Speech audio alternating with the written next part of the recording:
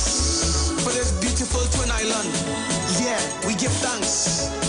And we pray for a bright future, starting now, as we turn to you, in Jesus' name. Hey, you are here, forgive our sins, hear our prayer as we all join in. Say we will stand, we will win, we will rise as the Lord comes in.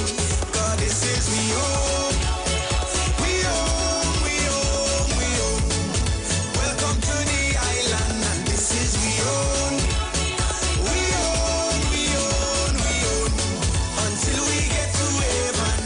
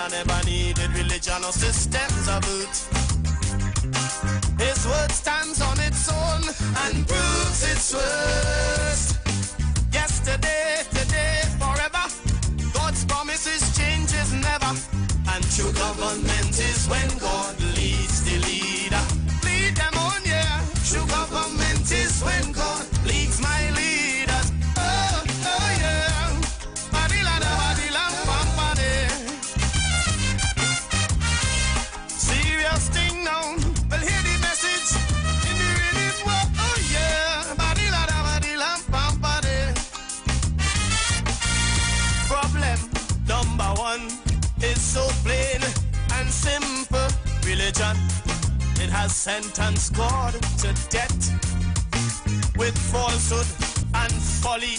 They blindfold simple people for power and the profit that they get. Some would burn you at the stake, rock you and wheel you out for mere denial or even doubt. With violence and bribery they try. Is your soul they want to buy? Jesus said, come freely, all who labor and are weary. Come rest in me. Christ say, rest in me. And I say, two shall be in the field, one shall be chosen. Oh yeah, two shall be at the wheel, only one will fly. Man, every stone shall be upturned and false government shaken, while God's truth and his people are lifted high.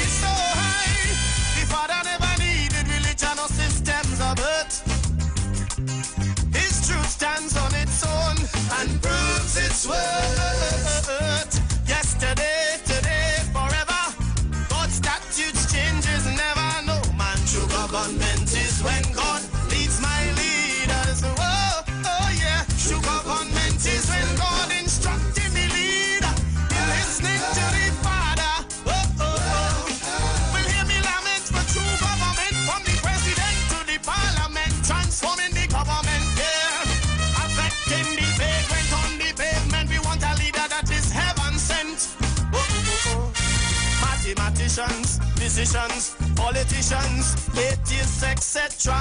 Deny God or decide to just patronize.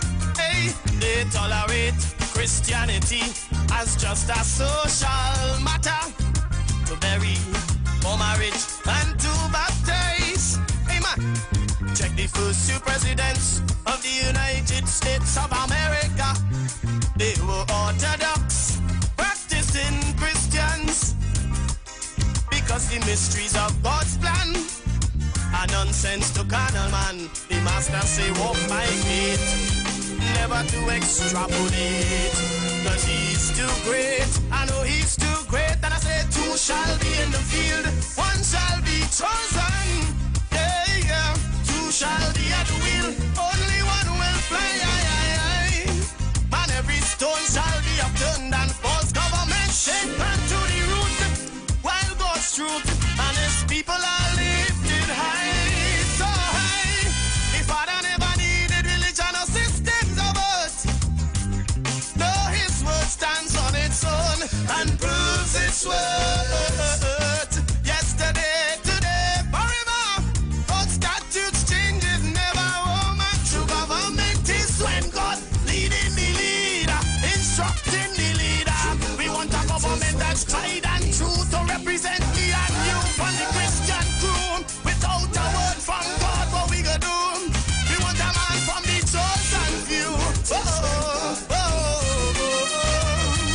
Somebody love somebody. That is when God leads the leader.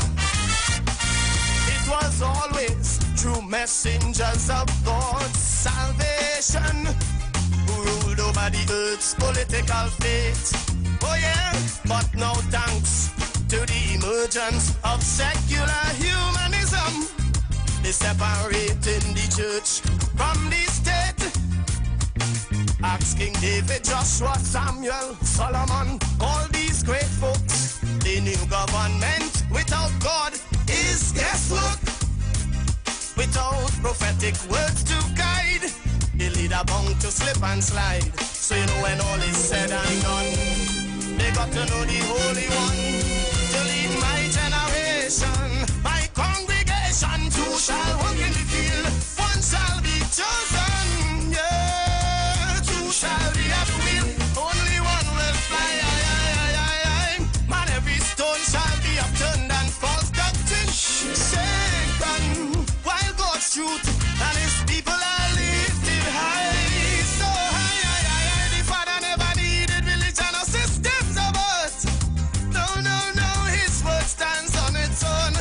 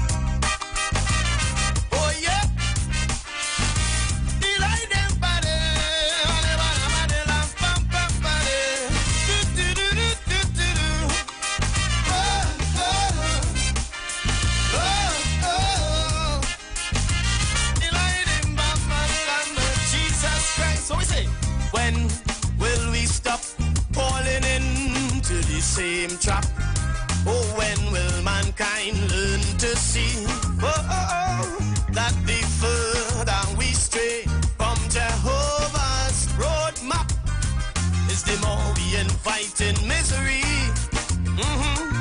There's no better way in this world for peace and total rest. Tried and tested, Christ's way is the best. No philosophy, no creed could ever supersede what the Holy Bible, wonderful oracle, showing the people. Oh yeah, and two shall be in the field, one shall be taken. Oh yeah, two shall be at the wheel, only one will fly. Every stone shall be upturned and false doctrine shaken, while God's truth and his people are lifted high. Yeah. The Father never needed religion or systems of earth. His word stands on its own and proves its worth. Yesterday, today, forever. God's promises changes never. And true government is when God leads the leader. Lead them on, yeah. True government is when God leads my leaders. Oh, oh yeah.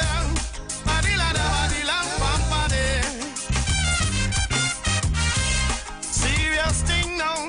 Well, hear the message in the rhythm. Oh yeah.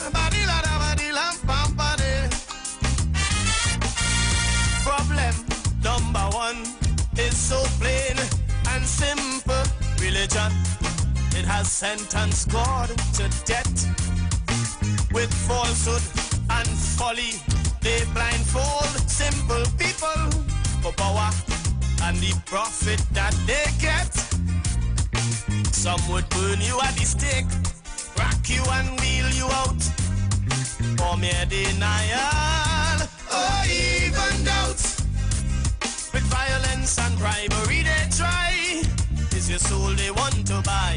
But Jesus said, come freely, all who labor and are weary, come rest in me. Christ say, rest in me. And I say, two shall be in the field, one shall be chosen. Oh yeah, two shall be at the wheel, only one will fly.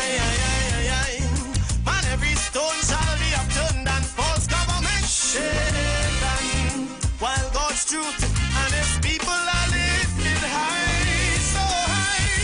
The Father never needed religion or systems of earth. His truth stands on its own and proves its worth. Yesterday, today, forever. God's statutes changes never. No man, true government is when God leads my leaders. Oh, oh yeah, true government is when God instructed the leader. You're listening to the Father. Oh, oh, oh. Will hear me lament for true government, from the president to the parliament, transforming the government, yeah. Affecting the vagrant on the pavement. We want a leader that is heaven sent. Oh, oh, oh. Well, good morning, Trinidad and Tobago, and good morning to the world. Those of you who locked on to us via the main radio, 91.9 FM, and also on our Facebook, social media, Facebook, YouTube, and wherever else you are locked on to us, let me say thank you for being with me today. Let's first say thanks to Ms. Sharon Felix, I believe, yes, Ms. Sharon Felix for being with us this morning with Mr. Bruce Wayne. And also, let me say, it's a pleasure to be sitting here today. Yeah, thank God for life. Thank God for life. I lost one of my friends over the weekend. Friday to be exact, I lost one of my friends. Good friends, real good friend. She was also a loyal listener to the Street 919 FM. You hear my voice singing because I really miss my friend. All now should have been messaging me and letting me know that she's locked on and listening. So I want to send out, first of all, condolences to her family And I want you to just excuse my voice a little bit. I really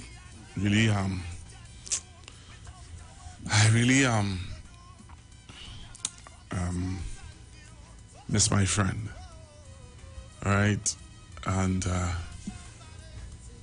we say condolences to the family and all the family, friends, loved ones, neighbors. I had the privilege of being there last night. Mom, I know moms might be listening. Moms, thanks very much for, the love.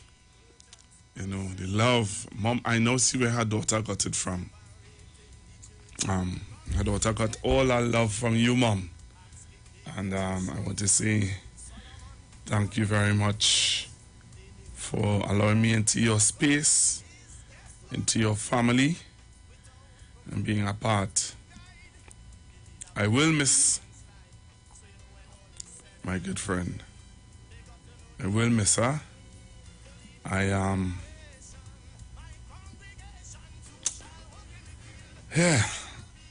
Yeah, man. I'll make it true, man. I'll make it true. So my good friend Simone is gone.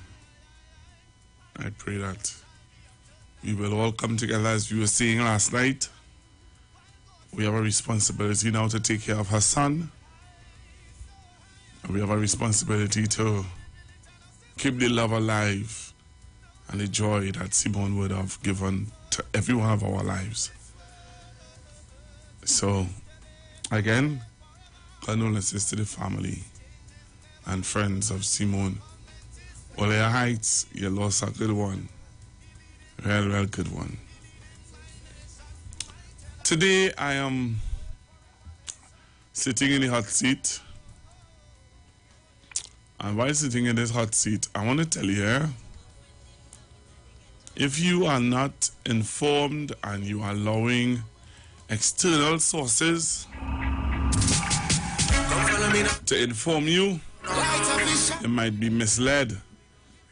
I can safely say I remember when I heard what was happening with the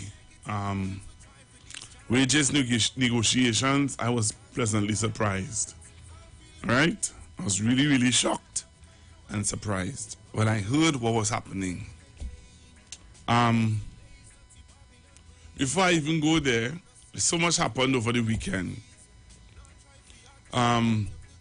Starting from the international front, we are seeing where there is a new pandemic on the horizon.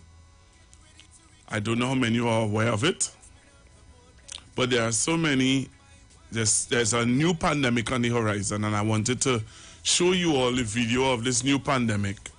I don't know how many of you have heard about it, but listen to this. I'm going to show you this video of a new pandemic that's on the horizon. I don't know what to say of it. I don't know what to make of it. There are the people out there who call it the pandemic. Well, let's hear what they have to say about this one. So this is a pandemic that is bringing some sort of world news and world attention. So look at this on Facebook and on YouTube. My Facebookers, my YouTubers, look at this. My people who are listening on radio, listen to this. I'm going to come back and hear your views on all the issues that are happening in Trinidad and Tobago. But I'm starting with this one. But this one is international. Listen to this.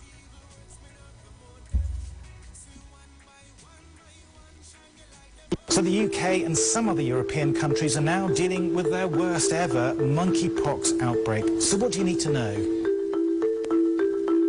This outbreak is really unusual. Most of these cases have no connection to West Africa. They haven't travelled recently. They've been within the UK, but they are picking up the infection here. And that makes it slightly concerning for the UK Health Security Agency because they don't know the source. They don't know for sure how it's spreading, whether it is still in the old way, probably direct skin-to-skin contact, or whether there's a possibility that there might be a mutation that makes it easier to transmit through coughs and sneezes and so on. These are unknowns, and that is the concern. When there are unknowns in the wake of a pandemic like COVID, it does cause people to start wondering. At the moment, the risk to the general public is low, but they are trying to make sure people are aware of the symptoms so they come forward if needed. The key symptoms of monkeypox are flu-like symptoms to start with. So you've got the fever, the muscle aches and pains, backache, chills, exhaustion, but also a very characteristic rash. And it looks a little bit like chickenpox, which perhaps isn't surprising. So it starts off with as a rash, which then blisters and then scabs over a period of 2 to 3 weeks.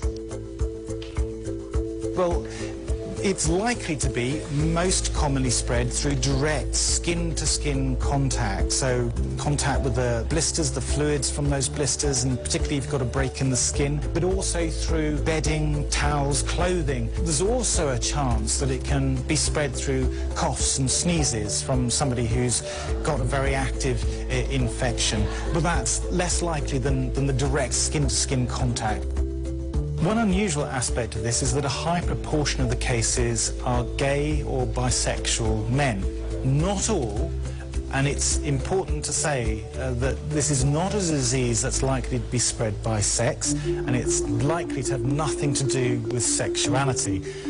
But health authorities are trying to raise awareness in men that they need to be aware of the symptoms, because it may be spreading within a sexual network. Men who are having sex with other men who may be at risk simply because direct and intimate skin-to-skin contact could be the route of transmission, and that's why they are trying to raise awareness. But that has to be balanced, of course, against any potential for stigma. This could affect anybody, but at the moment they are very concerned about spreading within the gay and bisexual community in particular.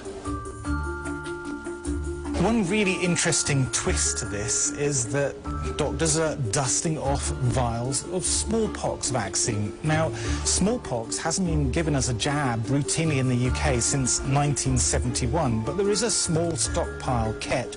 Although it seems like a completely different disease, smallpox and monkeypox are in fact related, and the smallpox vaccine is 85% effective against monkeypox. So the idea is that not only can you give it to people who haven't developed the symptoms yet, but you might also be able to give it to people who have been in direct contact and might be at risk.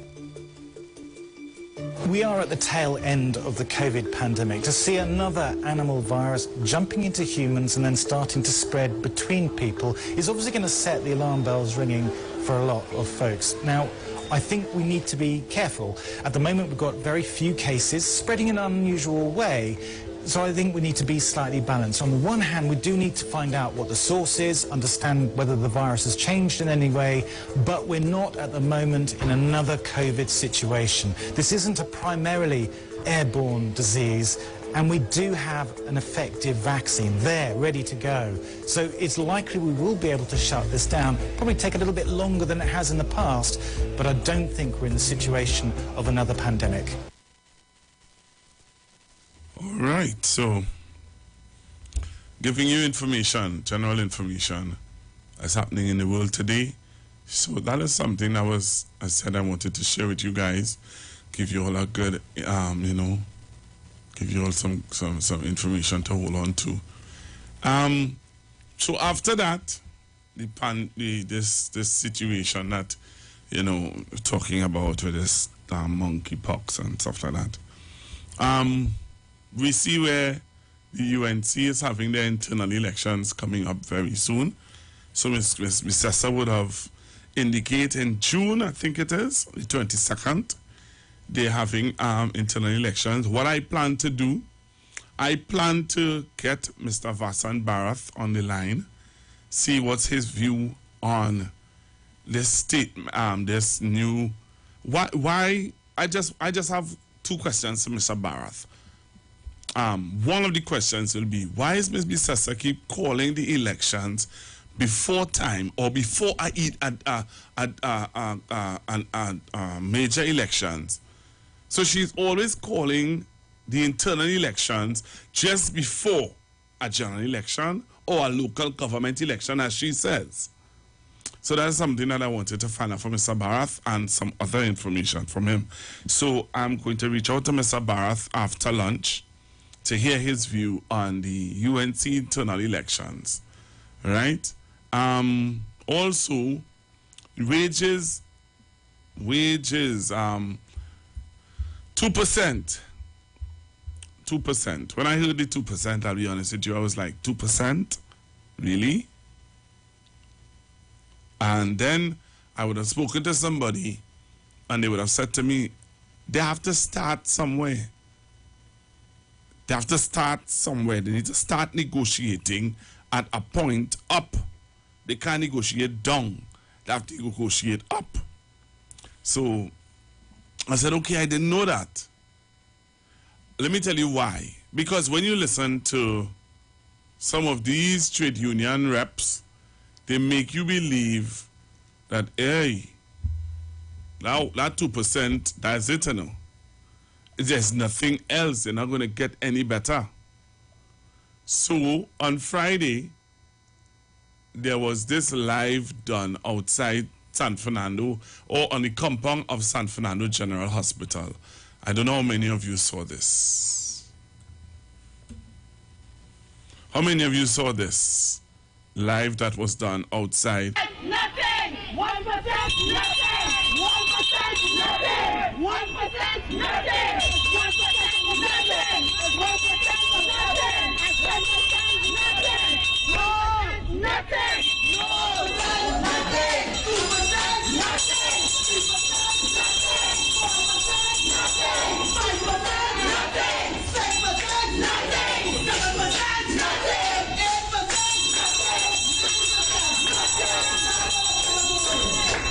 This is the impetus that is moving forward all the regions. This is for all the healthcare professionals who cannot be with us. We have not compromised anything in the hospital today. No. Make sure it is known that these workers are off. There. And they came out to make to make a statement. Essential services ensure that the country ran for 2 years plus. Did you all come out every single day during the pandemic? Yes. No sick leave, no vacation. This here is not about politics. It is not about PP, PDP, UNC, PNN. Get it right. It's about the workers. This is about these people here. The rights of every single worker. This is for the people and the citizens of the country who during a pandemic won't afford the care because we did not have the human and material resources. This is for the persons who have lost their lives. This is moving forward so these officers can have a benefit of living a comfortable life. 1% is what? Nothing! Nothing! Absolutely nothing. The Central Statistical Office, the CSO, inflation from 2014 to 2022 is 21.82%. 21.82%. That simply means $100 spent in 2014 is now $121.82. You're buying at grocery prices $100 in 2014. You now have to spend $121.82. But we're getting 1%. That's it. $1. We're getting $1. Oh, you can make ends meet. Premium statistics. They love going with statistics and data. So we will present statistics and data. Premium went up by 17%. Who enjoys premium? You put in premium? 3 out of 15. 400, that's what my tanks are. 400. It went up by 17% from 2014 to 2022. Super, which the majority of the persons are put in, went up from $2.70 to $5.97. An increase of $719. Diesel from 161%, and it went up by $530. All that impacts on your living, your purchasing power, your ability to buy. Our purchasing power has been eroded. For how far too long the government has held healthcare workers to ransom. Yes. Because we care about the people. Honorable Colin Imbert, sir, where is the permanent jobs that you promised in the budgetary allocation? Mid-year review of the budget and nothing was mentioned again. Did you all hear anything for the healthcare workers? No. Did you all hear anything about permanent jobs? Nothing. The Honorable Prime Minister of Trinidad and Tobago, Dr. Keith Rowley, promised healthcare workers. He said, I will take a cabinet note for these workers who have gone above and beyond. Where is that cabinet note? Up to this day, where is the cabinet note for these workers? They have sacrificed their families and their lives. No, at this time, you are mentally and physically frustrated and drained. 1%.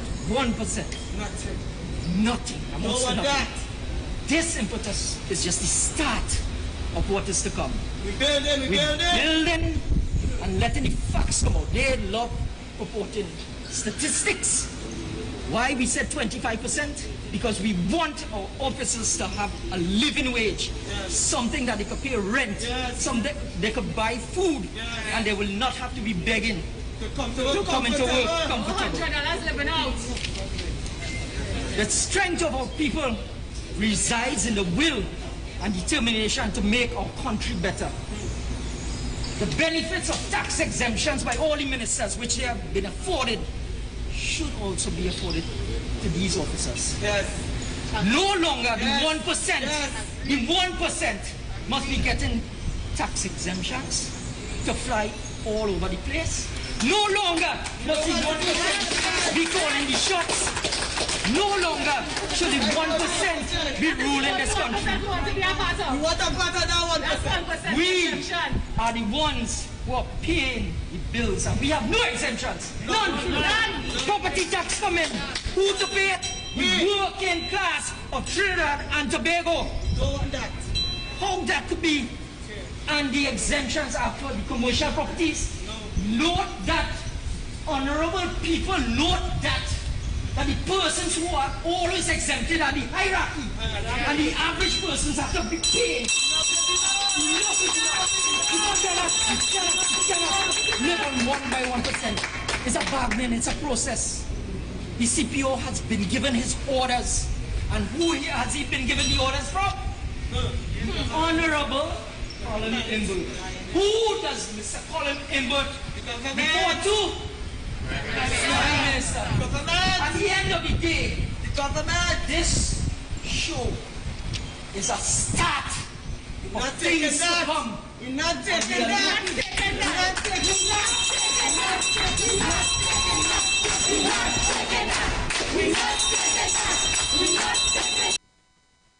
All right, so that was the nurses in San Fernando. All right, that's the nurses, that's the healthcare workers in San Fernando. So I'm playing you all, I'm giving you all some stuff to talk about. When we come back, we know what we're talking about. I don't want to talk about anything else. Right. But after that, we heard from the police. All right, I see the clock on the wall counting down on me. Let's see how much of the police association I can play for you. So I'm going to play the police association for you, the president of the police association. Let's hear what he has to say. And if it cuts into if the ads come on, then I'm going to play it over when he come back from the ads. So I want you to listen to him. Listen to the police association. Good day all. I chose to do this video to educate members of the Trinidad and Tobago Police Service as it relates to negotiations. I know there have been a lot of information in the public space, especially since we received our first offer by the CPO on the 19th of this month. Let me utilize this opportunity to clear some of the myths. Salary negotiations for the period 2014 to present, our first offer was done on Thursday of this week, the 19th. Between the last executive and the present executive of the offer by the CPO on the 19th of this month, as it relates to negotiations.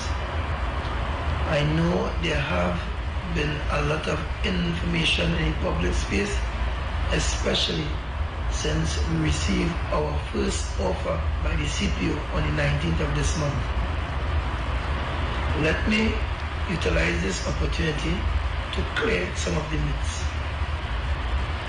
Salary negotiations for the period 2014 to present, our first offer was done on Thursday of this week, the 19th. Between the last executive and the present executive of the association, the last executive would have had a 2014 to 16 document before the CPO, which captured a 3-year period with a 13.5 increase in salary and a request for several allowances to increase. And that last executive would have engaged the CPO with several discussions as it relates to justifying the allowances. There was a change in the executive members of the association in 2019, and similarly the CPO's office would have moved in 2019. We're going for a break. The views expressed are not necessarily the views of the management of The Street 919 FM. Join Pastor Kelvin Heinerine and friends for The Way, The Truth, The Life Radio Ministry, a Church of God ministry, live on The Street 919 FM from 6 p.m. to 7 p.m. This and every Sunday on The Street 919 FM. Jesus said, I am the way, the truth, and the life. No man cometh to the Father except through me. John chapter 14, verse 6. For further information, contact 686-3845-349-5178 or 342-7303. Tune in to The Street 919 FM every Friday from 9:15 a.m. to 9:30 a.m. with Kingdom Health Services, situated at number 125 Eastern Main Road in Tunapuna. For the program, Health and Healing, merging the old with the new with Mr. Brent's Diet. For more information, call 318-7471 or 484-0141 or 360-4100. It's all about Kingdom Health Services on The Street 919 FM. So, you're thirsty, you've got options, but there's only one that's super nutritious, super delicious, and supercharged with nature's most powerful ingredients. And with added vitamin D, your heart and bone health is covered. Add something super to your day. You Juice, en route to the ultimate you. You juice. I'm gonna drink bigger than natural boost. Good about I'm looking like it real bad. Are you ready for that boat experience again? The Sea Champion and the Embassy say, book with us for that unforgettable boat ride experience. Sea Champion leaving from King's Wharf, San Fernando, and the Embassy leaving from Breakfast Shed, Port of Spain, or Westside Trinidad. For more information, call 399-5959 to 814723 or email us at coralvisiontt@gmail.com. Book now and reserve your cruise.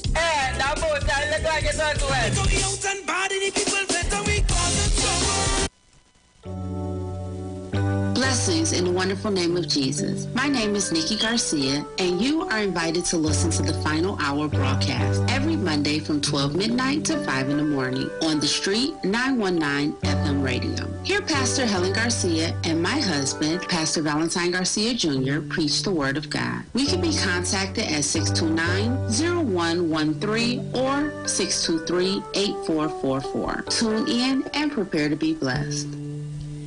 As my life I lay it on the altar, as my life.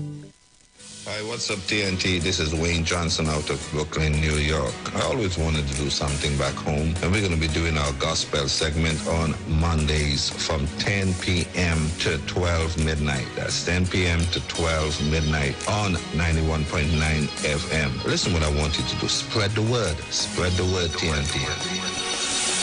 Salvation, full and free. Salvation is for everybody. Mondays from 10 p.m. to 12 midnight. That's 10 p.m. to 12 midnight on 91.9 FM. Tune into The Street 91.9 FM. Every Sunday from 10:05 a.m. to 11 a.m. For the Repairing of the Breach radio program with me, Bishop Showinau Thomas. The scripture says, and they that shall be of thee shall build the old waste places. Thou shalt raise up the foundation of many generations, and thou shalt be called the repairers of the breach, the restorers of the paths to dwell in. Don't miss it. Repairing the Breach radio program with Bishop Sherwin R. Thomas on The Street 919 FM every Sunday from 10:05 a.m. to 11 a.m. Trinidad and Tobago has given so much to the world. The steel pan, carnival, goat racing, and best of all, the world-famous Zinger was invented right here in 1984, setting the standard of delicious fried chicken sandwiches forever. Get the double-breaded, extra juicy, 100% Trini Zinger, only at KFC. The KFC Zinger, proud to be a Trini. You're welcome, world. Share the live. Share the live. The Street 919 FM on Facebook and Instagram. Share the live. Iowa George on Instagram. Share the live. Iowa TV and Street TV on YouTube. Share the live. The Street 919 FM. Broadcasting from Trinidad to the world. The Street 919FM.com. News from the Street 919FM.com. Here's what's happening. Good afternoon. I am Vanessa Thomas with the 12 o'clock news on The Street 919 FM and online Facebook and YouTube. In the headlines, Prime Minister Dr. Keith Rowley calls on public servants not to overreact over a 2% offer by the CPO. The UNC to file motion of privileges against the Prime Minister. Penal mechanic crushed to death while working on a car. And internationally, IMF boss calls on governments to subsidize food and energy. And now the news in detail. Prime Minister Dr. Keith Rowley has called on public servants not to overreact by shutting down the country over a 2% offer by the chief personnel officer for the last 8 years. The call for a shutdown had been made by trade unions. Speaking to the media on his return from Guyana yesterday, Dr. Rowley said it was not financially feasible to give employees more than what is being offered, even in the face of the unexpected improvement in the country's economic standing. Dr. Rowley said his government would love to give public servants as much as they can expect, but it is not a reality. At the current offer, Dr. Rowley said it will cost the state over $1 billion added to the current $8.7 billion public servant wage bill.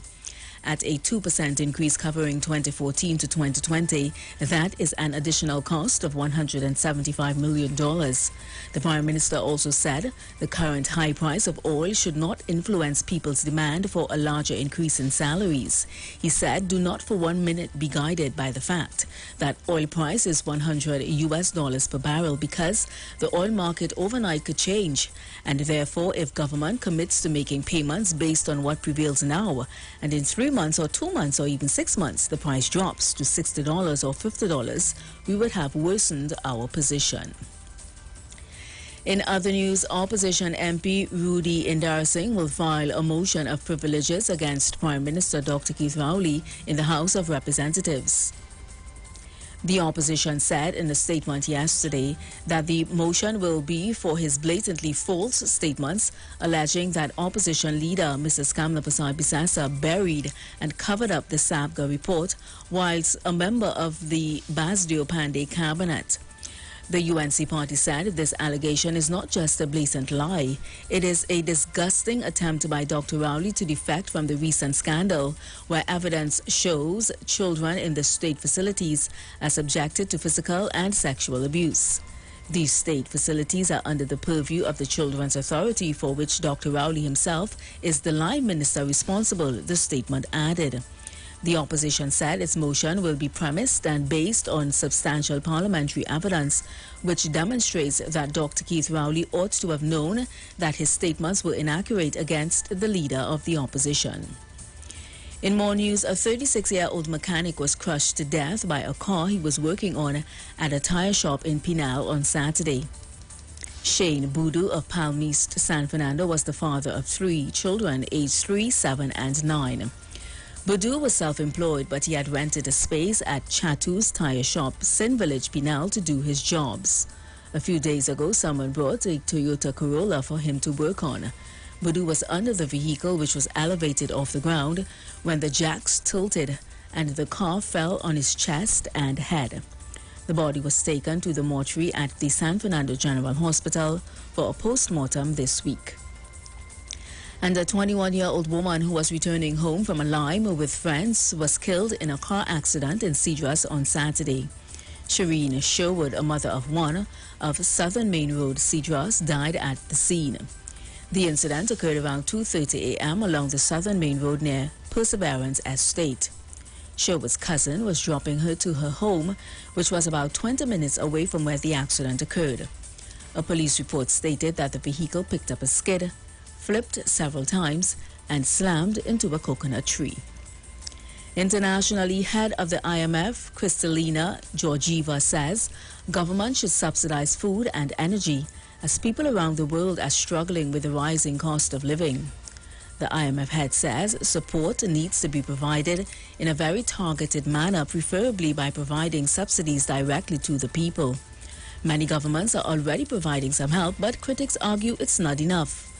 Georgieva says the IMF's role is to work with governments to stabilize the global economy and enhance prosperity. However, that's proving challenging because food prices have hit record highs this year, whilst oil and gas prices have also risen sharply.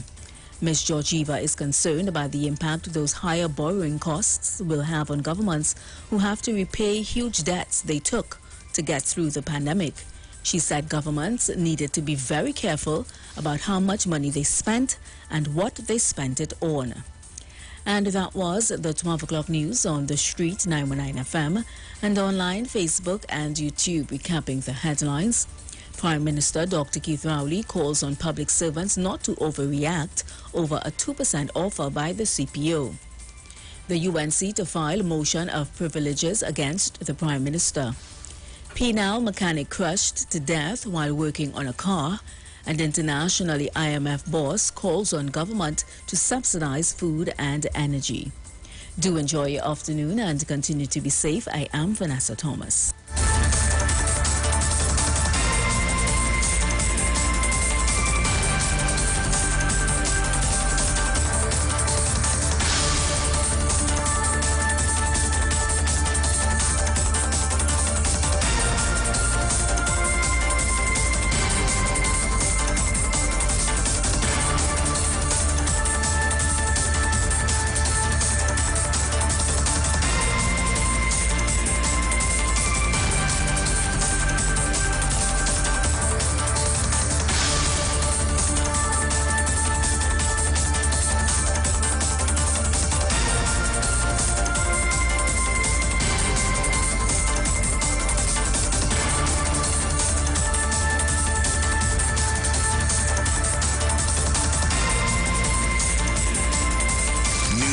street. News from the street. 919fm.com.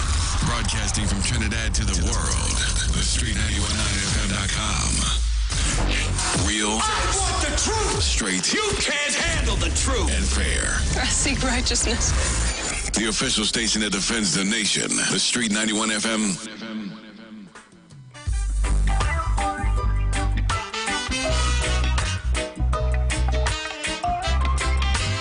All right, so I'm back with you, Trinidad and Tobago, and I'm going to go straight back to the clip that we were talking about earlier on.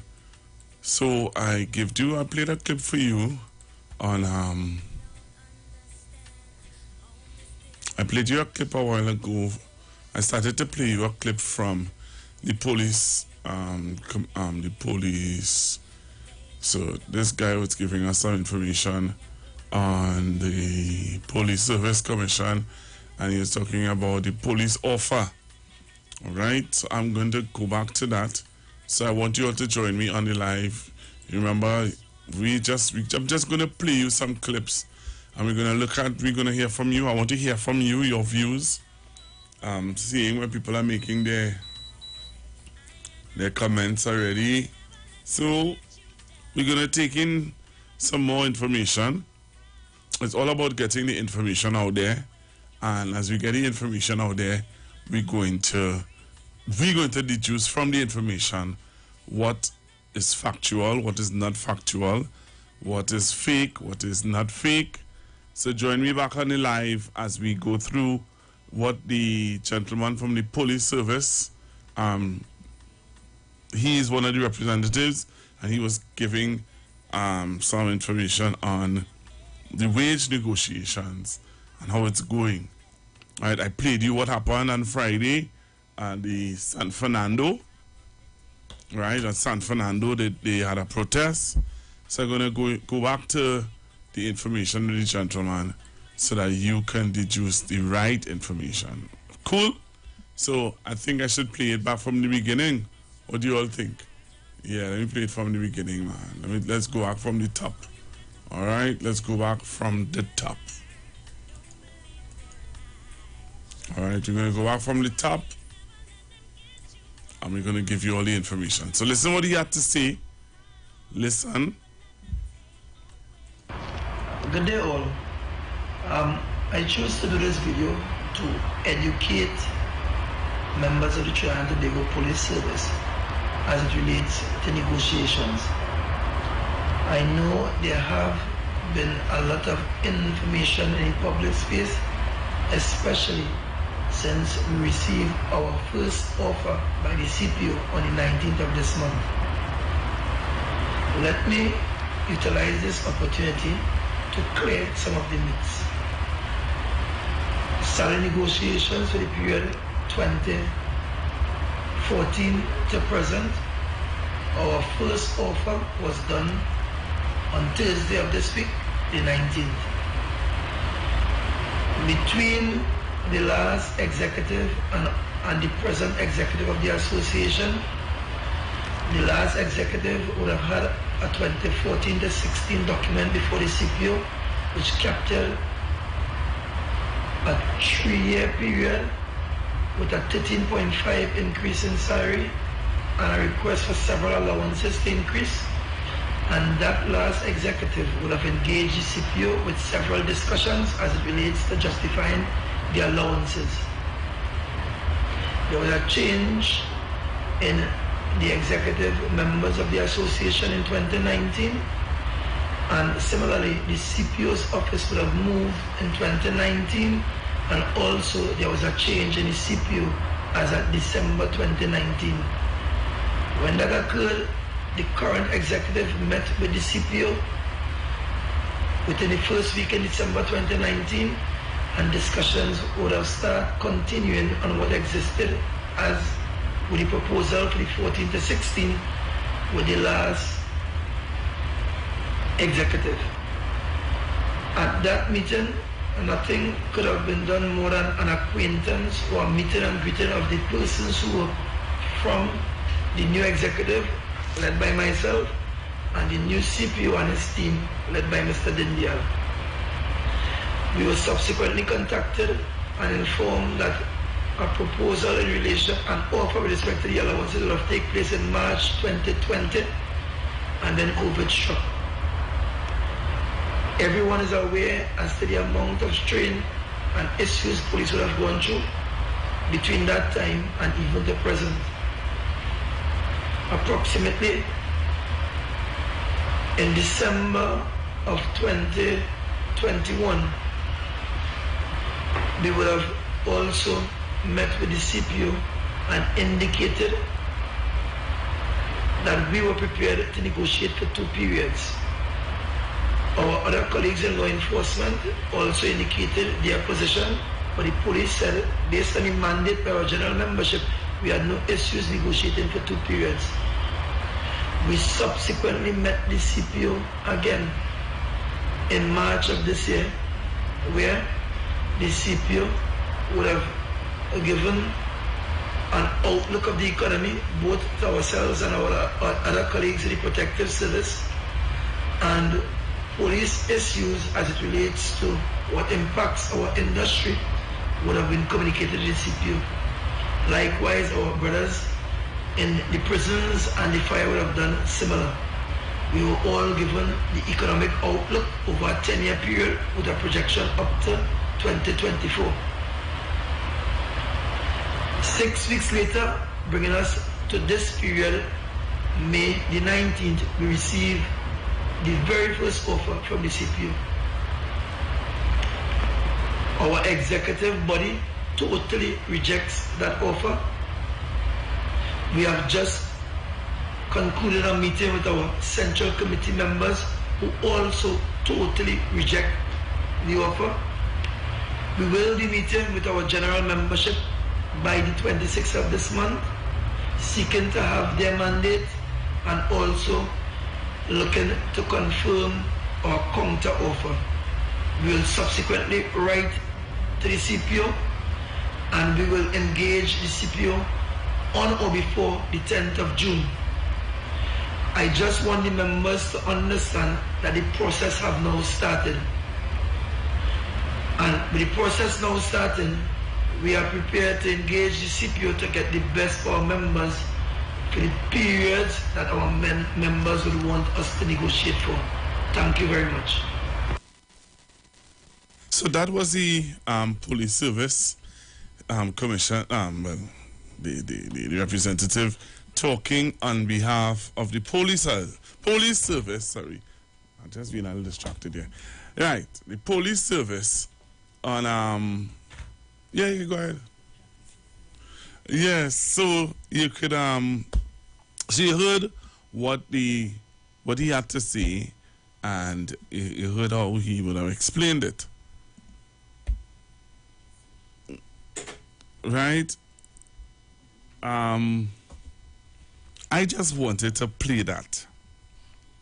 I hope you all heard everything he had to say, you know. If only want me to play it back again, I'd have a problem playing it over, you know.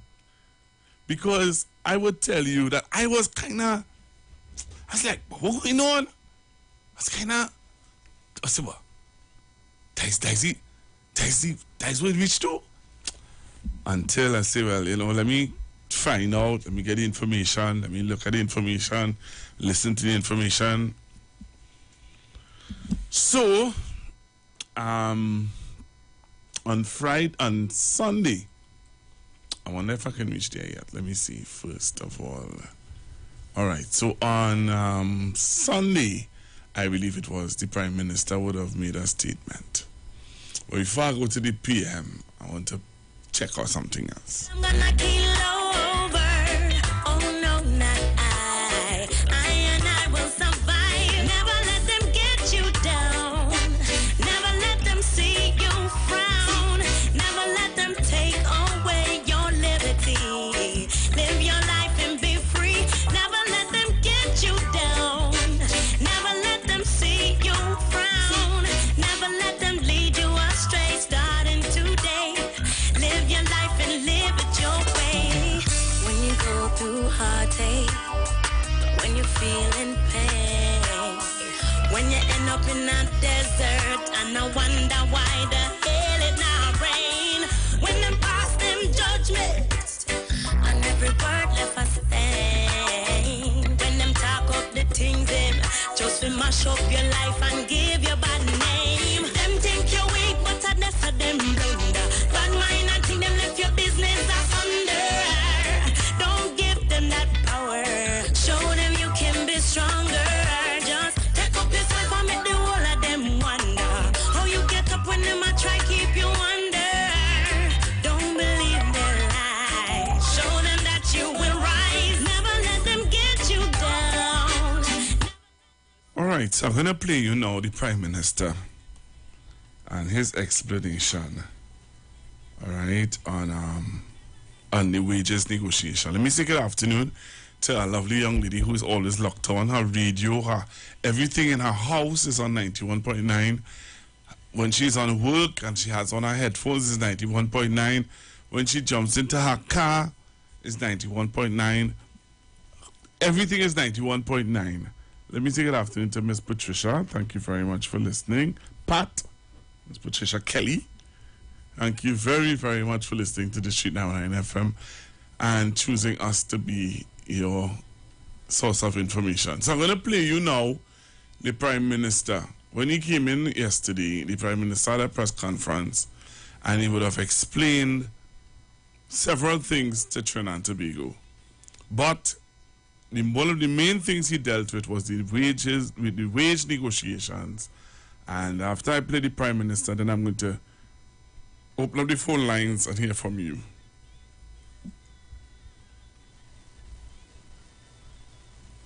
Doing in this nonsense? What is wrong with you all? Obscenity and publishing that as a state of play in Trinidad and Tobago, and has the gall to want to implicate the country's Prime Minister in some wrongdoing in this nonsense? What is wrong with you all? But you know, you can ask me that question because you have me behind this podium on a regular basis to ask questions of. I will give you an assignment to go and find the opposition leader, if you can, and ask her a question and wait for an answer, if you can. This is unfair to the people of Trinidad and Tobago. I don't know anybody in this country who did not feel the outrage of what we were told were happening to those children in those homes. And for it now to become this political football of self-serving miscreants is another failing of this country. The national conversation in this country needs to be uplifted. And once again, I want to say to the media, I don't want to tell you how to do your work, but stop being an echo chamber for the UNC. Ask the right questions in the right places of the right people, and then you wouldn't come and tell me about backlash. Because there's no backlash coming my way. I do not speak loosely, and I don't tell lies. I am prepared to stand the consequences of my actions, whatever they might be, and therefore I don't have to lie to get a better outcome. So when I say something, if I make a mistake, I'll be the first to apologize. But I don't speak loosely. And this matter has been in the public domain long enough for the local media to be able to establish the facts for the people of Trinidad and Tobago and not get itself exercised by the worthlessness of a political party, putting people in front of a camera to make a video, to tell lies on the living and the dead. And how does abuse of children in the homes of care become political issue, whether it's PNM or UNC? What does that have to do with it? What we want to know is if there's any citizen who would have treated any child like that. That's what we want to know. I'm not interested in any of your political persuasion, as Dr. Sabga is implying that if you are UNC, you're exonerated. And of course, I know all of these things about what was happening in some ring, criminal ring against children, and you know telling me that. A good case could be made for public floggings, but I wouldn't make it now. All right, Prime Minister, another question to you. The members of the public service are quite outraged over the offer of that 2%, and they're threatening to shut down the country through their unions. You care to offer anything to them? Well, let's not overreact. Let's not shut down the country. Let's not be surprised that the union and some workers will feel that way, because what it is, it's about making a case to get a raise. That's what it is. What this government has done since 2015 September is to make it quite clear that we are in support of an improvement in the condition and the sustainability of jobs in the public service. One, we never, in the most difficult of periods, we never try to solve our difficulty by removing public servants from their job, by retrenching the public servants who are covered here. Never did that. This is our 7th year in government. We never took a policy to retrench public servants in a response to attempting to balance the budget. Secondly, we said that we will preserve the jobs as against giving more to some while some lose their jobs. Thirdly, we borrowed money very early in our existence and paid, I think it was about $6 billion in back pay to those public servants. Approximately $6 billion of cash that we borrowed it and paid it to public servants. And of course, that back pay was kicked in at the same time that a slight increase in pay came about. We've had very difficult travel since then. The statements of the Minister of Finance recently, very clear, that there's a little breathing space now. And immediately, we look towards trying to see whether we can continue to add something to the public servants, preserving the jobs, but to look to see what we can add. Clearly, what has been offered has offended some people, but let's have a quick look at what it is, because we did from time to time have to say to the population, particularly public servants, given what the government has done and what the government is doing, try and not get derailed by wanting more from less. We have a little bit more now, and therefore a little bit more can provide a little bit more. A little bit more cannot provide all that you require.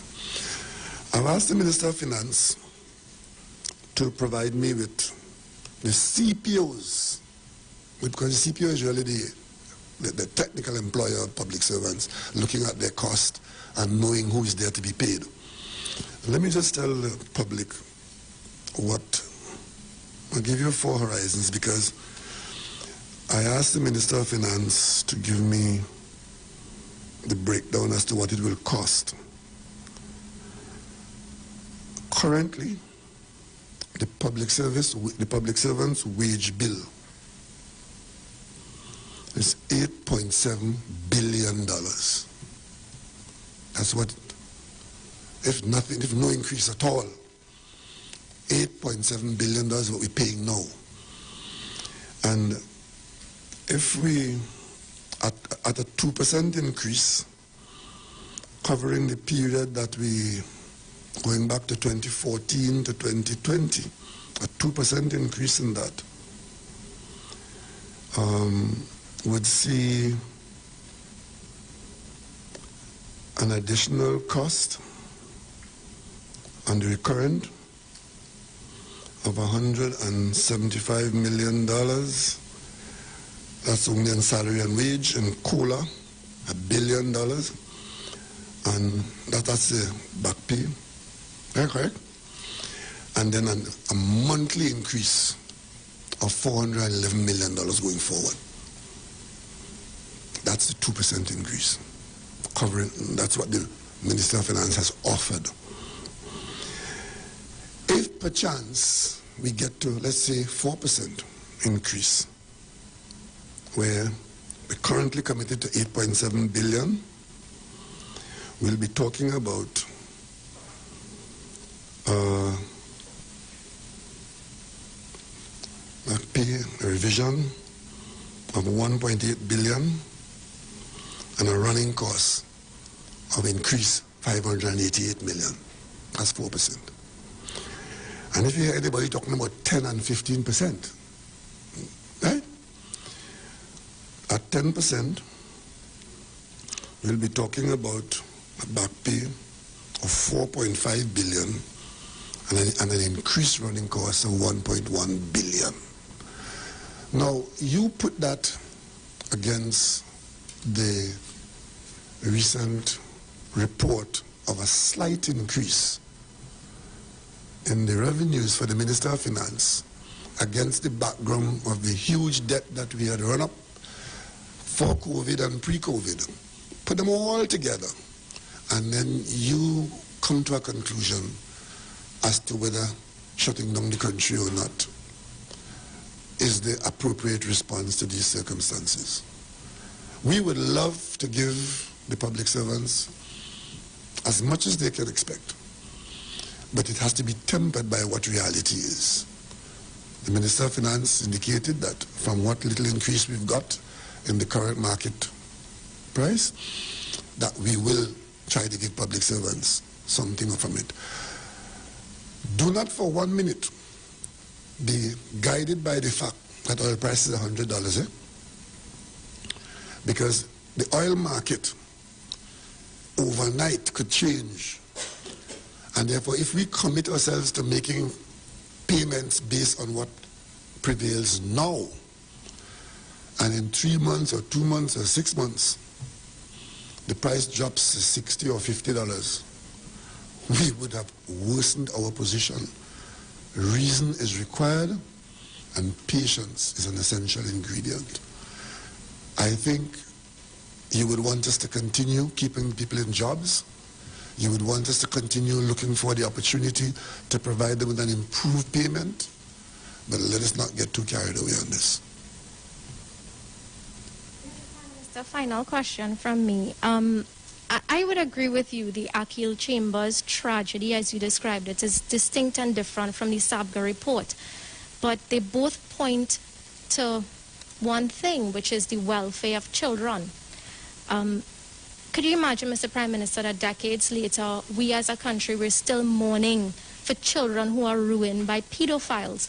And I think that it's a little bit worse, because since these reports and the discussion started going on, we've seen so many more testimonies in our newspapers, sometimes on social media. So many other people are saying the same happened to them.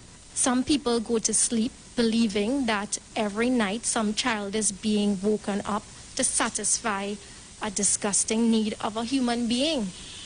Yeah, do you think radical change is needed, Mr. Prime Minister? We have to make a distinction between thoughts, speculation, and facts. And we also are not users of time machines. We cannot go back and do over what has been done or undo what has been done.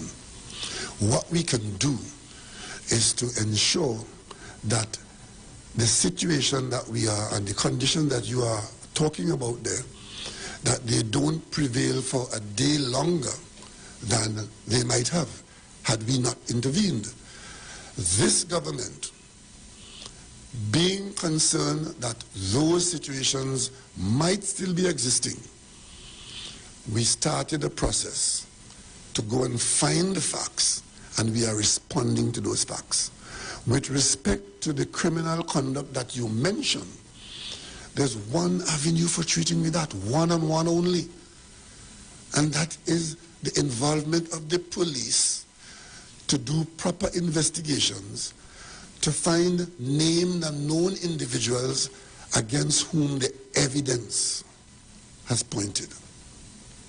That's what we're doing right now. If it wasn't done before, then we as a people have to regret that. But we cannot go back 24 years and say, okay, let us undo that. It has been done. And that is why those who 24 years ago did not do what this government is doing, which is putting the police to find that pedophile, if he or she exists, find him or her, and prosecute him or her to the full extent of the law. That's what we have to do. And therefore, while we carry the hurt of what happened before in an unattended way, or in a way that there was no closure, it ought not to prevent us now from taking a more effective pathway. I could tell you, it never crossed my mind as Prime Minister to not lay that report in the Parliament. The Cabinet unanimously agreed that the report should be laid in the Parliament. We got it on December 13th. By March, a few weeks later, we took that decision. Where was it in the intervening period? It went to the Children's Authority, because as much as you would like somebody to be drawn and quartered now, it has to be done on evidence and on facts. And certain people, certain agencies have to be held accountable. And that's why as soon as we got the report, our report of 2021, it went straight into a system of dealing with the issue. Dealing with it. I don't know where the police is now. I don't know what they will find. But what I can tell you, there are no barriers between what was of concern, any information or evidence that was unearthed, and any action that is to be taken where wrongdoing is thought to be going on, or where there's comfort absent in those homes. And you know, the emotion causes some people to say some things that are not really helpful. You know, we heard people saying, you take the child out of there. Firstly, you also heard some people saying, well, our evidence on the committee is not what we're seeing being published in the newspapers by some other people. And of course, it brings us to the point. The reason why those children are where they are is because there are certain issues with them. If you move them to another place, that situation does not automatically change. If I remind you all, one of the issues we heard during the time before this last report was a situation where an employee at one of these homes, an employee of one of these homes, was in fact taking a child out of one of these homes. Some people say it's extending love and affection. Some people say it's abuse. What are the facts? Because only the facts could tell us whether that situation is one that should have been lauded or one that should have been attracting the attention of the police from day one. And if the children go to another home, another place, to another person, where is the guarantee that that abuse is never going to happen? I could tell you, since this matter has blown up, it has come to my attention where one particular or two children, for the period that they were in fact in one of these homes, were being allowed to go out to people who were in and around the home. End result is allegations of abuse. So we have to be careful where the emotion and the speculation go, but stay fixed that if there is evidence of wrongdoing, that it must be pursued by the competent authority, and that is the police. Okay? All right, so I'm back with you, Trinidad. I allow the whole clip to play because I know that some of you would have wanted to hear the entirety of what the Prime Minister had to say concerning other matters. So I allow the clip to play. Okay, so we were looking at and we are talking about, let me make sure and put it in perspective. We are talking about wage negotiations that are happening in Trinidad and Tobago. The government has offered 2% on the table for public servants. The Prime Minister would have explained his position, and We know that there are some people who are very disappointed. The Prime Minister said it. There are some people who are very disappointed. There are some people who are very hurt. There are some people who find that the position that the government has taken is unacceptable. What is your view? I'm giving you an opportunity to share your view on the Street 919 FM. So the numbers to call, 342-0081, 342-0081, 771-1791, 771-1791, 466-5391. So, you heard the Prime Minister's position. You heard his reasoning.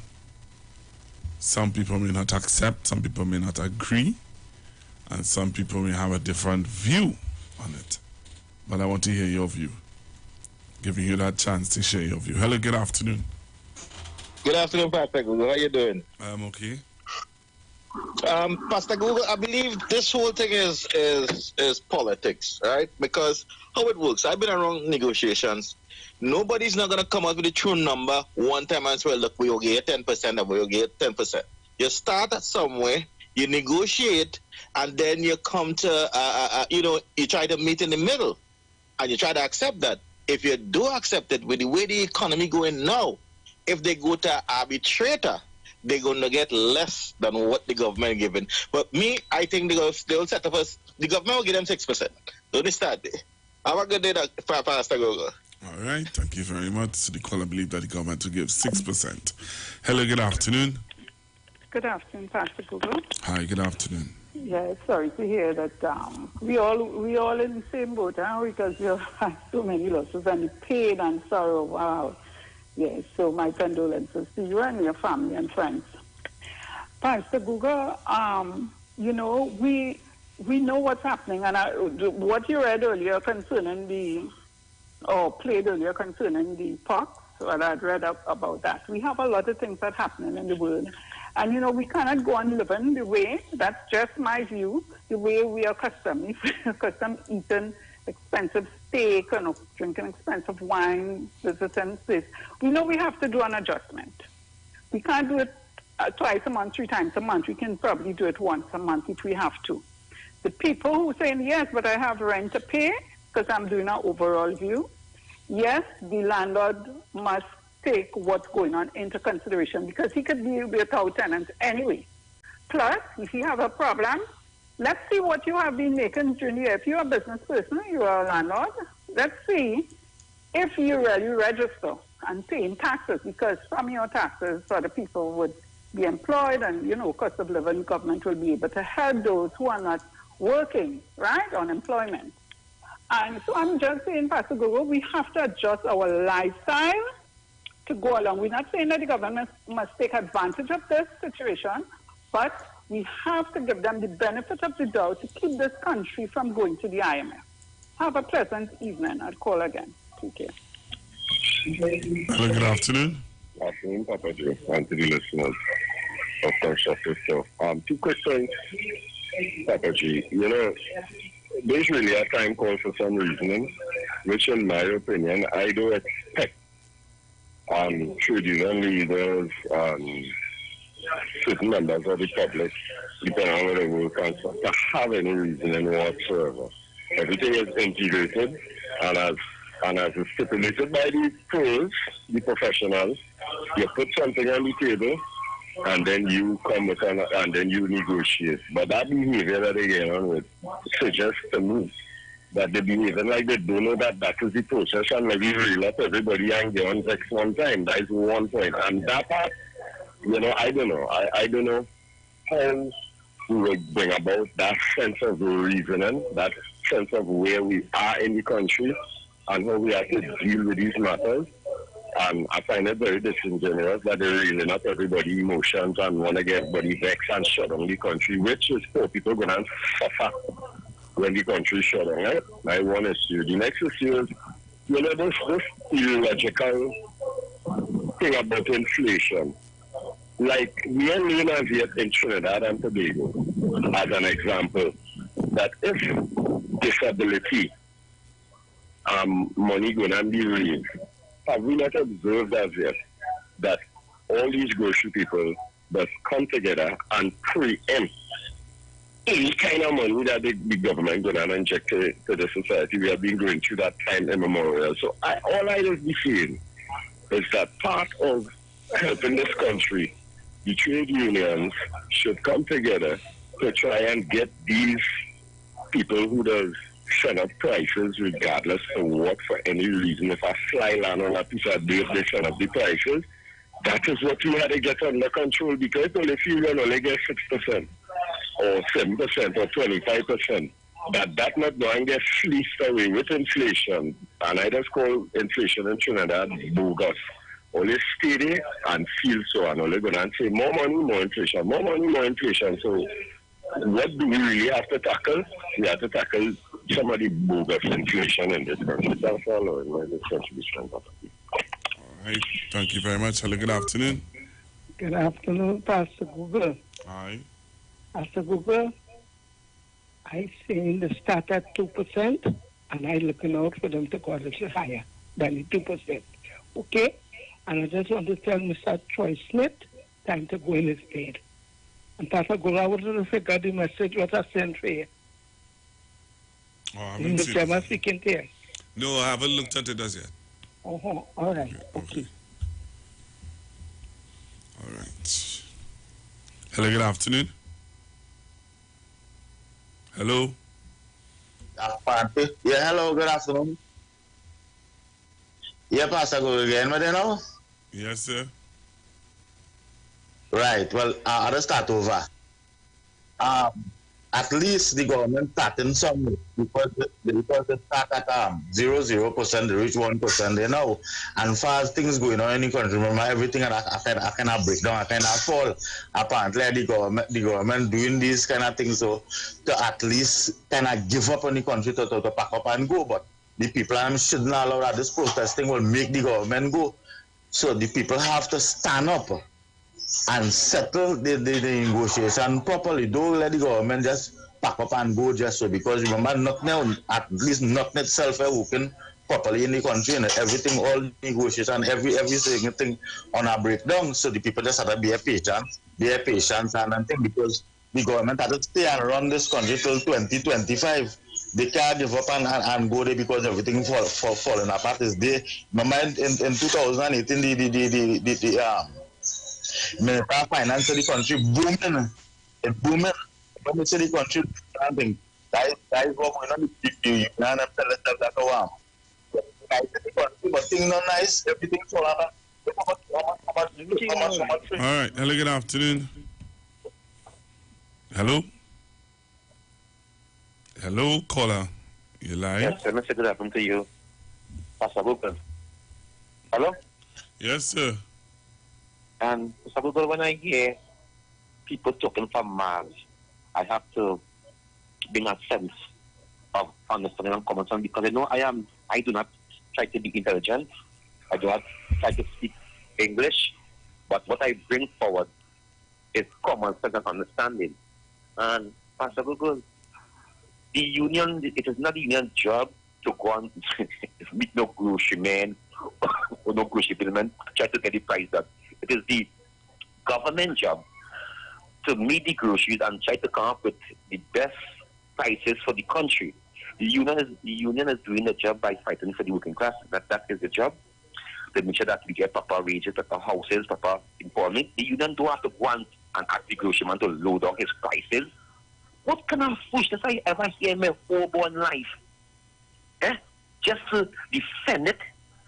And now I'm saying, people calling from Mars and alien to speak this kind of language in Trinidad and Tobago, you must have common sense and understanding. Don't ever try to be intelligent. I'm not intelligent. You got some continuation stupid and stupid and stupid. Because the facts remain applicable. The working class been under pressure for the last 7 years. And most of us, them nurses, them doctors and them, we have to have a heart. We have to have a heart.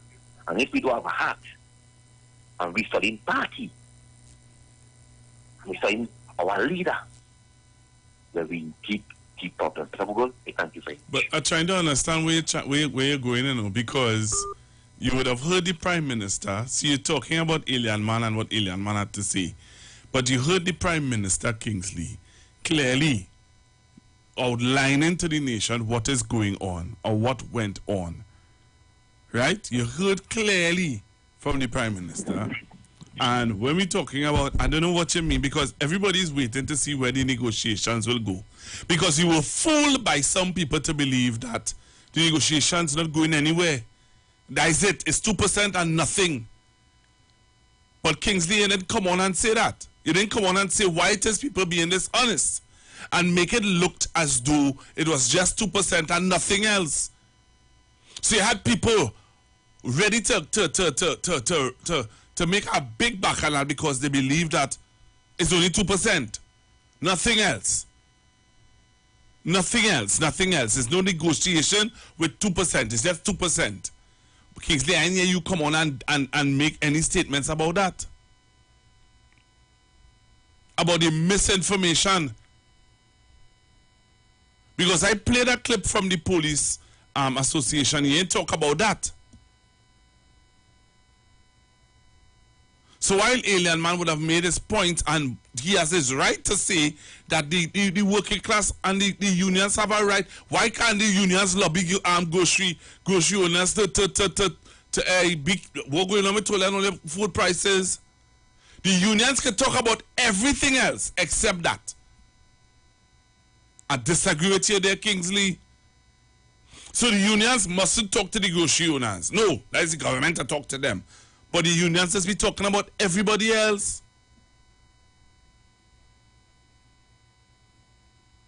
Hello, good afternoon.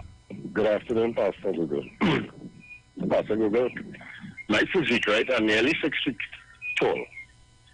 I'm black. My face a little hard. Right? I have a decent career. That boy, like, he start to have a fetish with me. You understand? I'm glad you understand what I'm talking about, Pastor Google.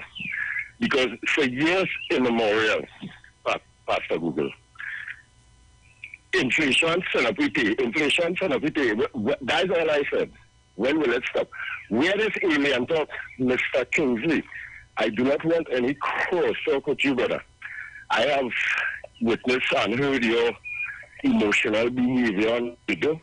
I don't know what is this newfound love you have with me and my contribution folder, but I just be trying to put forward my contribution. Yes, I have my alternative conversation on the VNR program.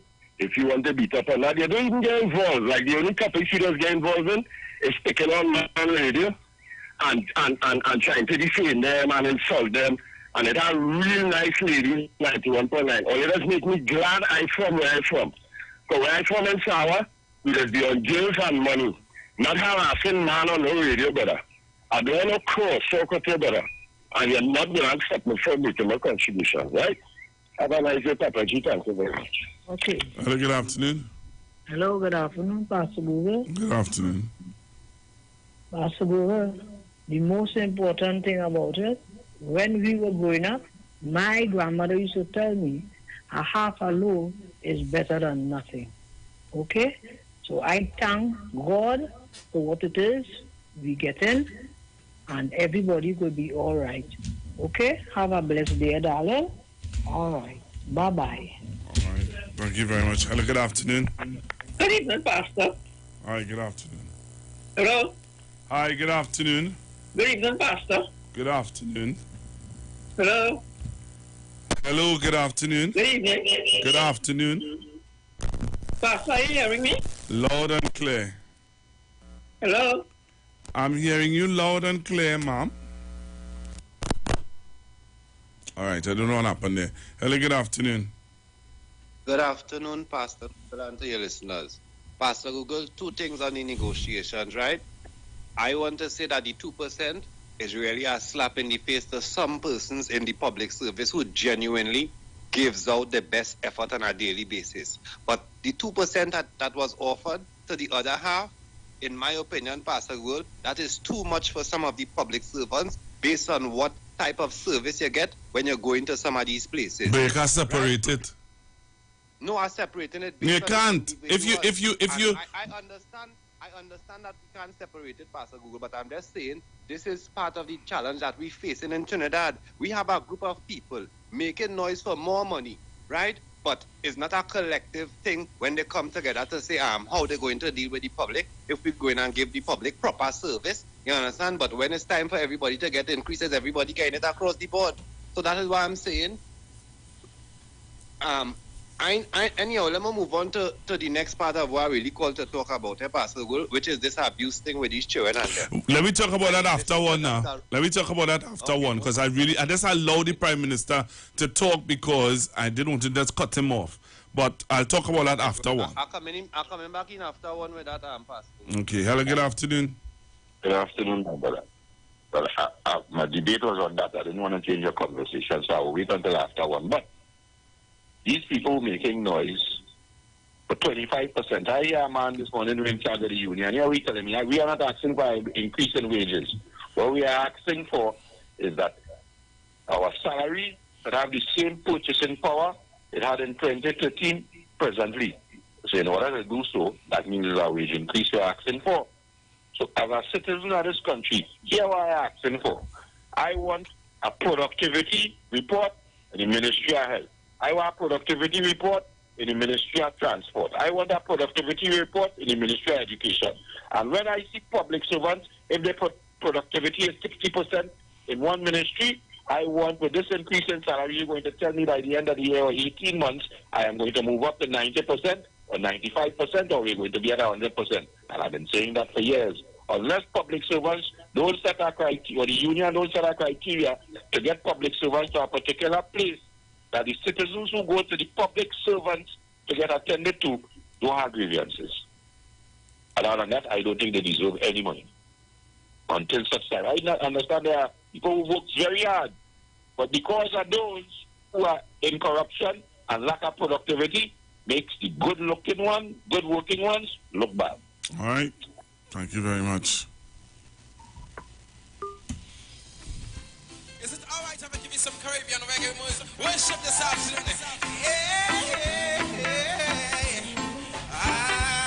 Well, everybody just dance with you right now. We are to magnify the name of Jesus. Yes. This song goes like this. Watch it. Look. So we stand and lift up our hands. Hey, for the joy of the Lord is my strength. So we bow down, worship Him now. How great, how awesome is everybody help me say, we say, so we stand. Give us some music again, please now. Right now where you are, in your homes, just begin to worship the name of Jesus. This song, love, we say, so we stand and lift up our hands. Lift it up, for the joy of the Lord is our strength. Yeah, we bow down and worship Him now. How great and awesome is everybody help me say, yeah, we stand and lift up our hands for the joy of the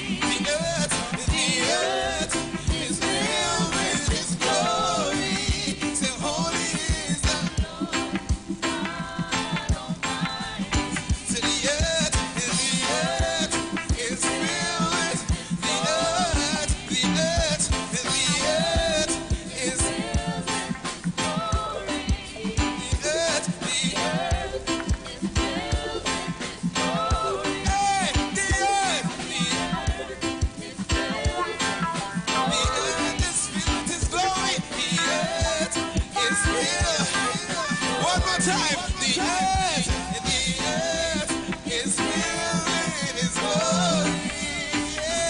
The earth. Hallelujah.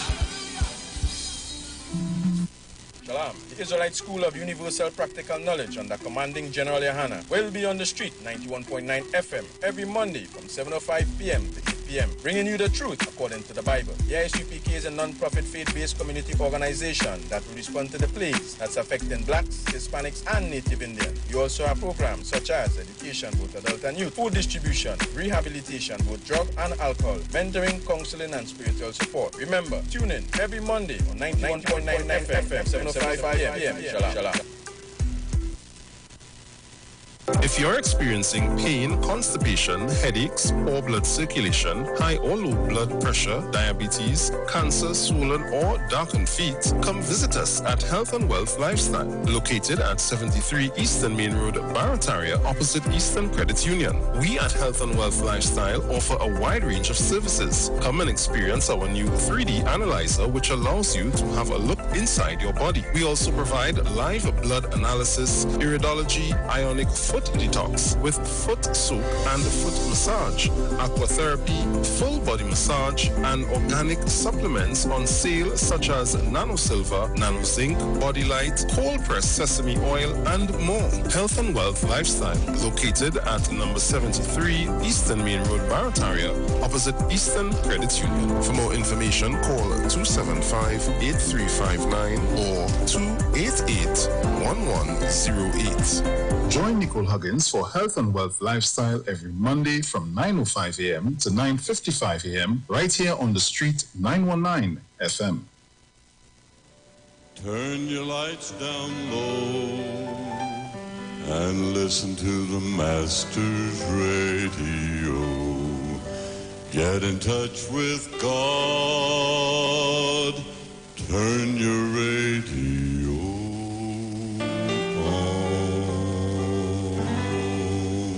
You are invited to join Pastors Morris and Agnes Johnson of the Church of the Firstborn Assembly Miracle Center, located at number 399 Eastern Main Road, Guayco in Sangre Grande, for the Old Time Gospel Hour Family Radio Ministry every Sunday from 1 p.m. to 6 p.m. Check out the Children's Hour Worship Ministry of the Word and the Family Forum every Tuesday from 9 a.m. to 10 a.m. The Law and You, and every Friday evening from 9 p.m. to 5 a.m. All night prayer live on the street 919 FM, designed with you in mind. This program deals with today's issues from a biblical perspective. You will also be given the opportunity to call in and interact with us. Micah 6:8 says, He hath showed thee, O man, what is good, and what doeth the Lord require of thee, but to do justly and to love mercy and walk humbly with thy God. Your financial support through the First Citizens Bank will be greatly appreciated. Account number 795222. For further information, call 753-1113 or email us at church668hope@gmail.com.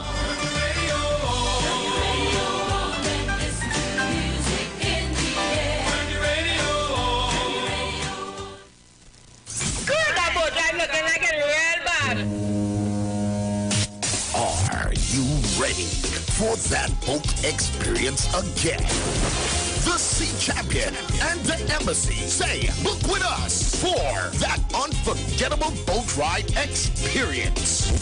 Sea Champion leaving from King's Wharf, San Fernando, and the Embassy leaving from Breakfast Shed, Port of Spain, or Westside Trinidad. For more information, call 399-5959, 281-4723, or email us at coralvisiontT@gmail.com. Book now and reserve your cruise. Hey, that boat I look like it's on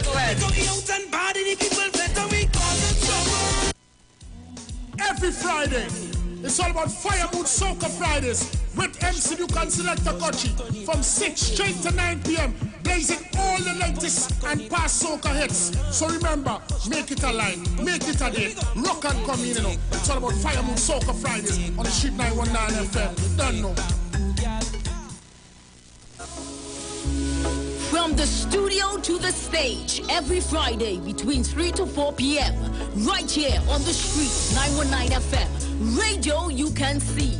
Log on to our Facebook and YouTube so you can see live interviews and performances from some of our very own local superstars. Right here on the street, 919 FM.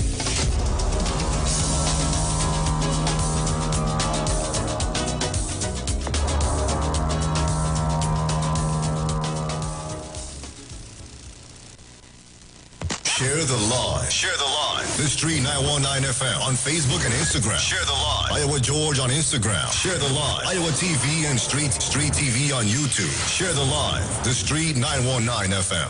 Let's go and take that one. Yeah, yeah, yeah, yeah. Yeah, yeah, yeah, yeah. Say, oh, I did it. Father will provide. Jesus will supply.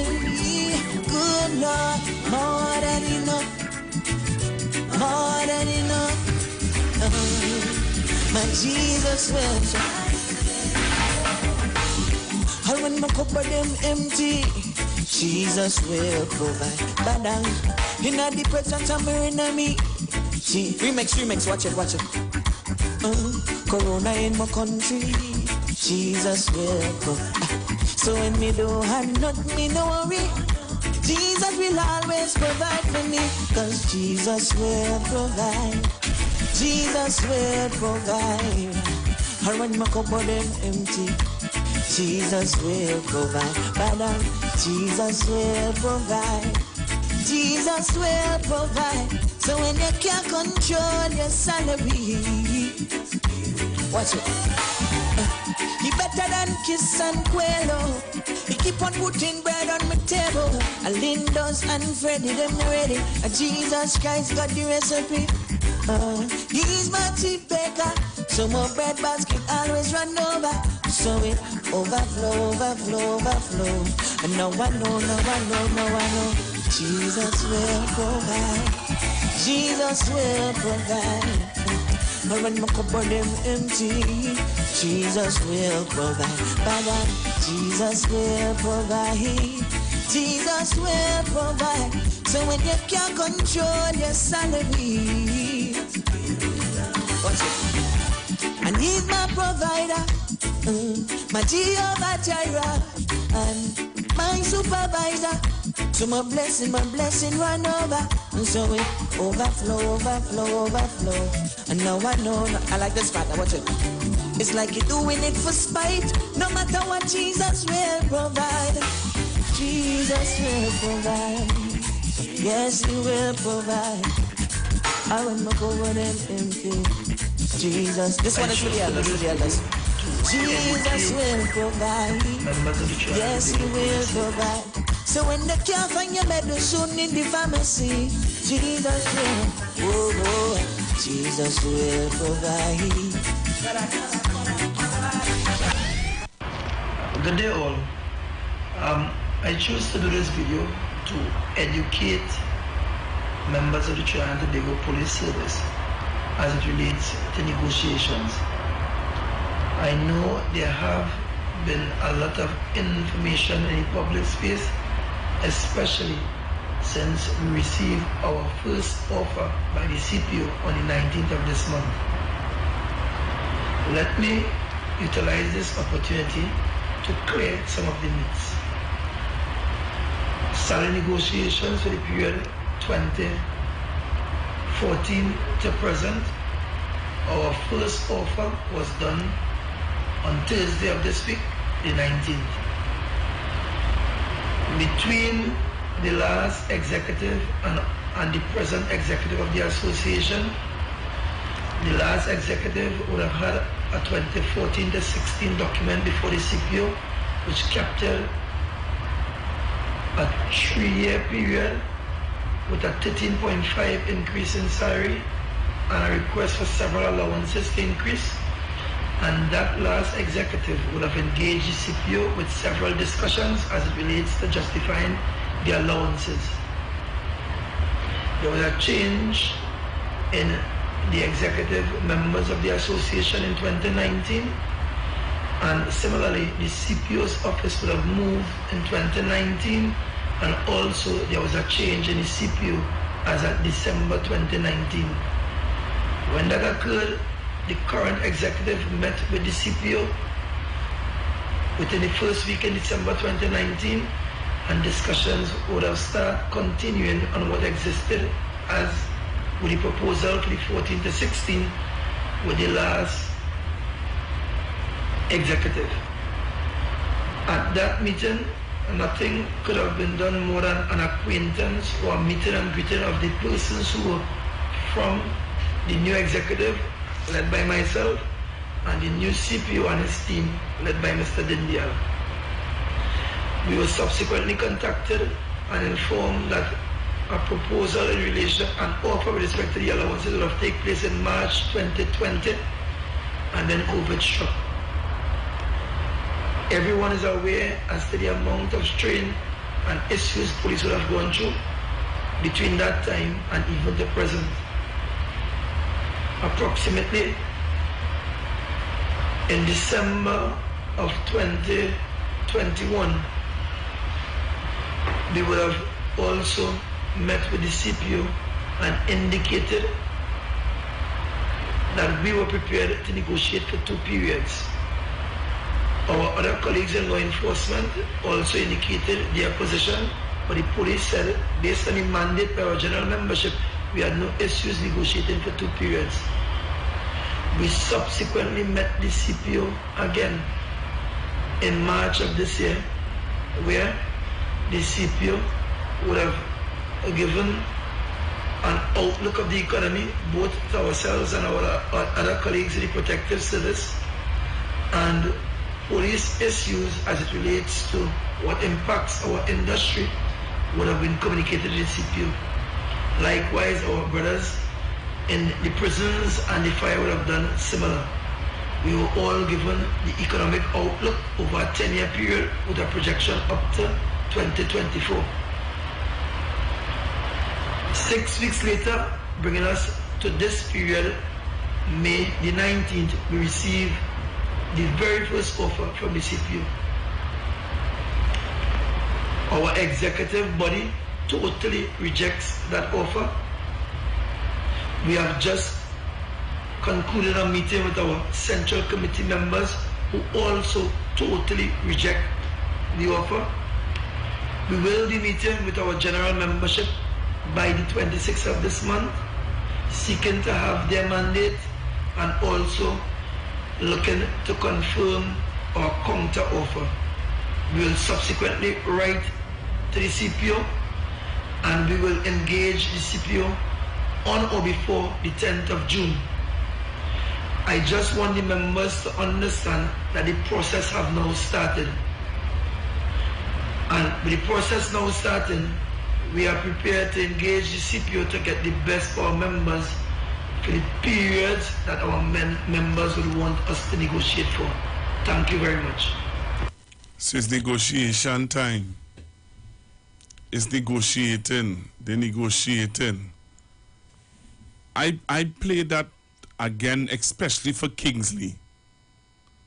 Especially for Kingsley. They are negotiating. I didn't even understand that what a man talk about it. I didn't understand it. I didn't understand that there's a negotiating process, and the CPU has to start the they have to present their case to the CPU. The CPU presented his case, and now it's all about negotiation. When I hear the 2%, I being straight up, I was like, what? Nah. Can't do that. That was me. I said, gosh, boy, that's rough. That was my first initial approach or thing. I was like, nah, boy, 2% little rough to offer. You know what I mean? And that was me. I was well taken aback with the 2%. Until, again, as I said, I sat down and I spoke to someone all right, and they would have educated me and said to me, no, Google, it's just like if you're selling a vehicle, you would want to, let me say you want to sell it for 100,000. You understand? But you would start at a high price, to drop it, to negotiate with the person at, it's something like that. I just saying how my friend would have explained it to me. But really and truly, I'll be honest with you. When I heard 2% and people were saying, but that is it. It had no negotiation there. I said, but that is something right. No, I lie. I said, but 2%, boy, that harsh.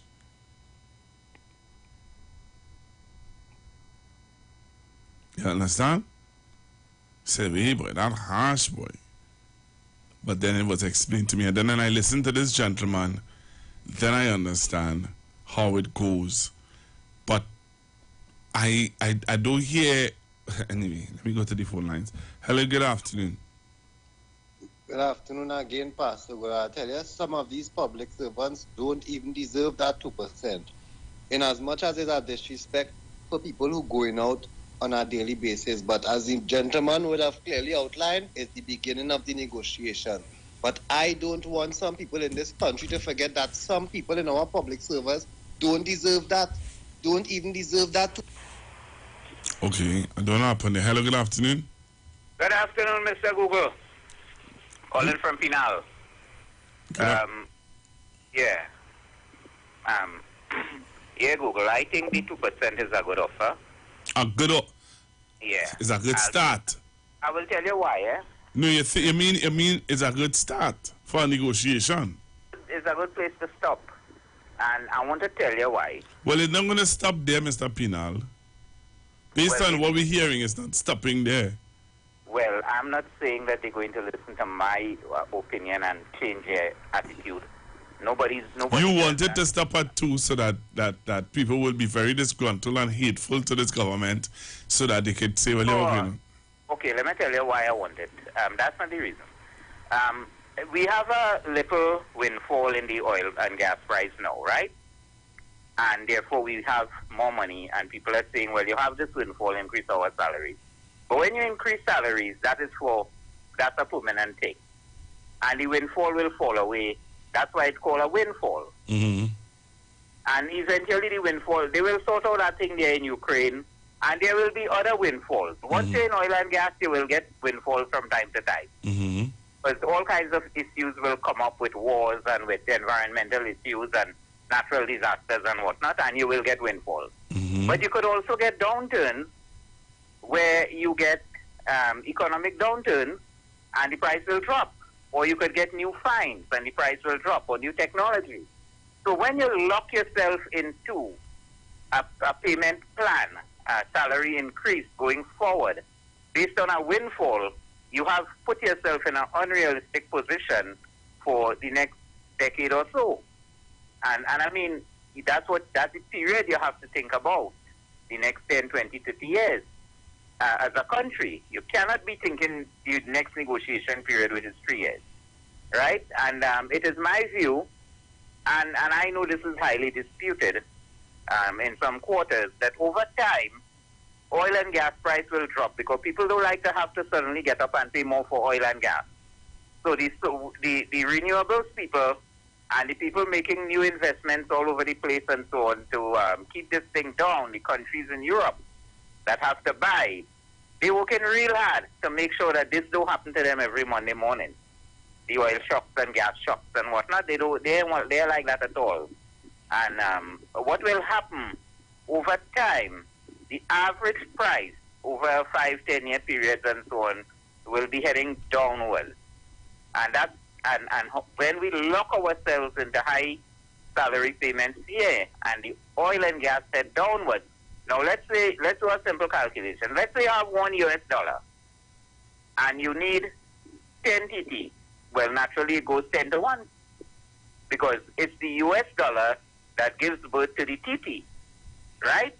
And if you have $1 and you don't want to do that, then you have to cut spending because you're spending in TT. You have to raise taxes. You have to, borrow. You have to dip into our savings and so on. So the finance minister has to play with these things, right? And at some point, we are going to get a finance minister who will say 10-1, as Roger Hussein is recommending. Now, I am not big in the economic planting. Then fellas have All right. All right. Yeah. Okay, good Thank you very Thanks. much. Yeah. Hello, good afternoon. Yeah, hello. Hi, good afternoon. Pastor Google, you see the smartness of the... He don't want the government to give them more than that, because he don't want the people to support the government. Right. That way he really on, them on politics, If the people deserve a raise a salary, give it to them. And give them what they would. But what I'm saying, the public servants and government workers have to learn to give the public what they deserve. They don't expect us to support them when we are not seeing some of the government people are working. If you take City Council and Corporation, for instance, they go outside there for our Pastor Google. They have a broom pulling behind them. I tell you where they see, a broom pulling behind them, and before they do a little cleanup and things, and within an hour time, them reach back inside, So at the same time, too, all they just selling for more money, just sell to give us our fair day's job. Because we money is taking taxpayers' money. And when you get a raise of salary, that is coming out from taxpayers, so give us back something for the money that we are going to give here. That is not Dr. Rowley, that is not Kamala, that is our money. That is the people at Trinidad and Tobago money. And Pastor Google, I will ask you one simple question, right? We dealing with the issue with the trend and them and people in public office and big boy and thing. I'm not calling no name to get you in no trouble, but see if you can catch me along. That guy used to be training young people in swimming, right? And mothers used to pull the daughters out of that swimming thing because this individual want to interfere with these little girls. And this man is a hierarchy now in this country, and he used to hold big office. But how the leader of the opposition does not know these things, but they want to still jab at everybody else. That's for our more mouth than everybody else inside there. And that man, if you go back and check the history, when that man was teaching, trying to swim, you will see I'm not lying about it. All right. All right. Thank you very much. Hello, good afternoon. Good afternoon, Pastor Google. Good afternoon. Mr. P, I hear you. Trick and trade. You're coming good. Trick and trade, eh? Okay. I just keep on walking. I got my pride. Me not gonna show my bad side. Some of them see me as a big pushover. Let me fit that and... Hello, good afternoon. Good afternoon, Pastor. I hope you would allow me. I have some points that I would like to raise. I heard my male guru this morning on Sharon's program, and I heard my female guru on our live. And then I happened to hear, what's this next lady? Marcia Brave Boy, I think it is. Right. And Marcia Brave Boy is reading from the document, the autopsy done on Akil Chambers. Right? And the autopsy report states that the doctor who carried the pathologist who did the autopsy is stating he never checked to see if the boy was sexually interfered with. Right, Pastor Google? So, the man who did the report the year before, come and give you a story. Hear the story, the man who did the report the year before, because Akil Chambers was a year after that report, right? Hear what he said to us. That the DNA found in Akil Chambers match the DNA of somebody that was found in the report. If the pathologist is saying he did no such thing to Akil Chambers, Then the man who went to Canada is lying to us, Pastor Google. If that is the case, then the man who went to Canada, who did the report, is lying to us and trying to link an incident that happened 1 year before and one that happened 1 year after, put them together to try to make a level of political mileage now. So there are a whole group of people going around that the DNA in accused chambers, that found on accused chambers matches the DNA of somebody in the PNN.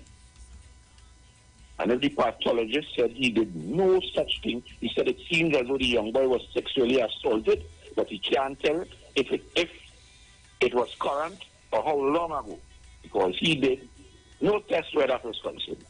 So this whole story all of them coming up there with, it makes no sense to me, Pastor Google, because if you sit down, again, here a lady tell me, and I tell you the lady didn't call no name, don't vex with me. The lady tell me there are 12 dogs, and she called no name. Is this still happening, Pastor Google? And that is why I am saying, anybody who had anything to do with that report, I have no respect for them. Don't care what side of political fence you're on. Well, again, she wasn't talking about the report. She was talking about... incident. What was that? An incident that somebody told her about in a particular home. Right. And to me, that report, that incident is also in the report that the Sabda man did. And at that point in time, and again, while you saying that they did nothing or she did nothing, she lost her job for trying to do something.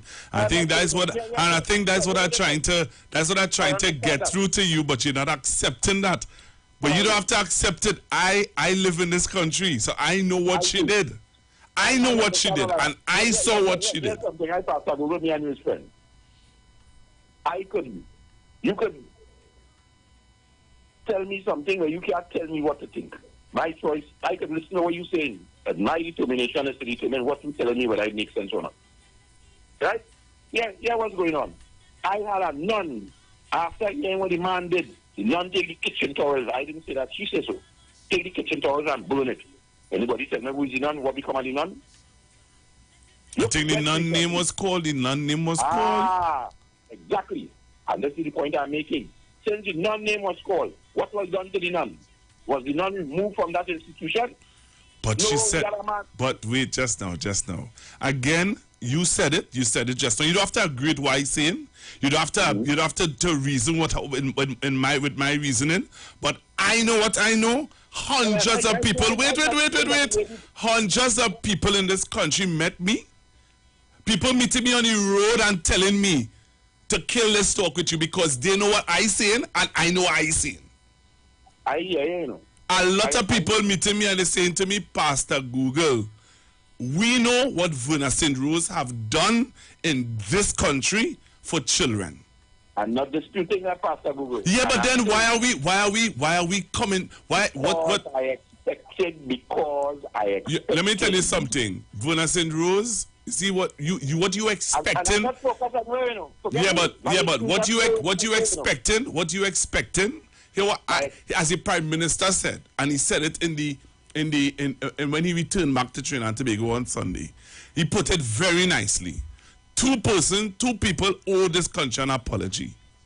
Right? 2 persons. You see, my thing is, you had the report. You get the report. Right? And you said that I listened to Anil Roberts on a live. Only want to talk about Verna St. Rose. Anil Roberts on a live telling Trinidad and Tobago that you cannot, but the Pandey government will have put legislations in place from the SABGA report. So but again, that doesn't justify what was done. Again, as I said just now, and I will say it again, I said it earlier on I said it in a program before. If I know my neighbor child is being raped from her stepfather, and all I did was things that I put in place was, here what? Come by me, stay with me until your mother and your other siblings comes, so that he would not be able to touch you. That does not take away from the fact that he come from school, you become the guardian. Right, but that does not take away from the fact. No, that does not take away from the fact that. Mommy and the siblings are asleep. Thank you. He still interferes with. So my thing is, when they got the report, they should have taken the report to the police. And if today we realize 25 years after the police did nothing, then we should be pointing fingers at the police commissioners and them. Since you tell me that, right? Who are you referring to as they? I mean, who are you referring to? Remember, a whole heap of day, you see, but there was 14 copies. A man exchanged in the carton in the night. The lady that we talking about here, she had one. A whole heap of them get it. So who are you referring to as they? That is why I said to you, everybody who has some level of information or input into that, I hold accountable to it. And that I never said anything different. All right, I never said anything different. My difference was, or my standpoint on it is that when you were talking about Miss Verna St. Rose, because of her awareness of what was happening in the home, not because of no reporting, but because of her being a social worker, she started to put things in place under Miss Bissessa government, and they fired her. So from the time I get fired, I don't have no money already. So here what's going on. I tell you, I'm coming out on the pavement with my bell because I always used to function, and I make a noise. I call it. But she never stopped making noise. Oh, I didn't hear that noise. I didn't hear she on the road telling me about the 12 dogs. Well, again, sir. Here I saying to you, again, that is your view. Well, of course it is. That is your view. I know different. I know different, and hundreds and thousands of Trinidad and Tobago citizens know different. I hear my brother. Thank you. Enjoy your evening, sir. Same to you. Thank you. Hello, good afternoon. Yeah, good afternoon, Pastor Google. Wasn't child marriage is not child abuse too? So then what legislation the Pandy government put in place when child marriage was abolished in 2017 by the PNM? Yep. Right. That is abuse too.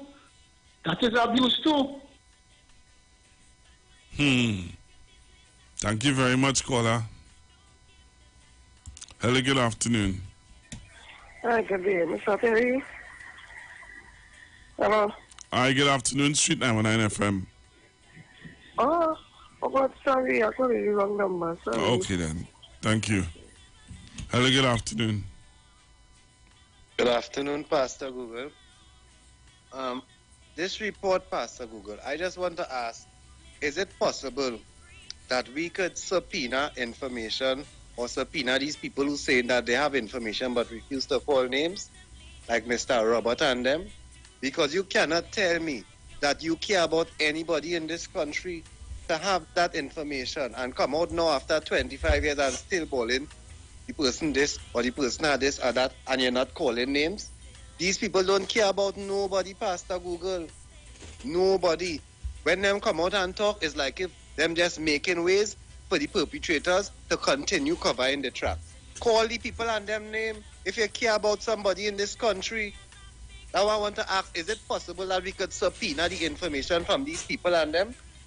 Because nothing, no justice for these people and their family after all this time. And we still playing games? We still playing politics? I hope that the police do what they have to do and don't play the fool in this matter like they are accustomed doing with plenty other matters in this country when it involves these type of people, Pastor Google. Because they are going to create an atmosphere in Trinidad that they're not able to handle. We need to apprehend perpetrators. Not give them a pass because they this or that, or you belong to this and that. All right, thank you very much. Check ourselves in this place. Yes, Pastor Google. Hello, good afternoon. Hi, good afternoon, Pastor Google. Good afternoon. Good afternoon, all the callers and listeners are 91.9. My concern, one of my concerns is the children who are now men and women. Because our society is a very small one. And with all the information leaked, I understand on some opposition person page with all the people and children name and all that, We're not a society where you can jump from state to state and a state bigger than Trinidad and Tobago and take a new identity and nobody knows. Right here in Trinidad and Tobago. And every time we talk about this situation, that is why it's important that there be closure to this, that people get arrested, who has to be charged, who have to be held accountable. Because we have opened up a trauma to these adults' life who would have went through that 25 years ago and 24 years ago. There are some of them may have learned to cope by forgetting about it. There are some of them who are not coping at all. They may be drug users, they may be involved in all kind of negative behavior because they never get counseling. And there are some who have moved on, probably have families and wives, and this has come back up. So while we want them to be punished, those who did what is wrong and all that, we also have to take a moment to realize we are going back again and raping and molesting these children who are now men and women over and over and over again. That is why I take umbrage to the fact that that man, Sabga, Robert Sabga, is using Akil's Chambers, his murder, as a kind of red herring out there, because remember, Akil Chambers has a family who has been living with his death for years. And you bring it back up for there to be closure and somebody get arrested, you bring it up as a teaser, and they have to be hearing this over and over and reliving this trauma over and over. That is high-class wickedness. Ms. Winner Rose, yes, she is a woman. I've always spoken out about the ills and all. I hear that.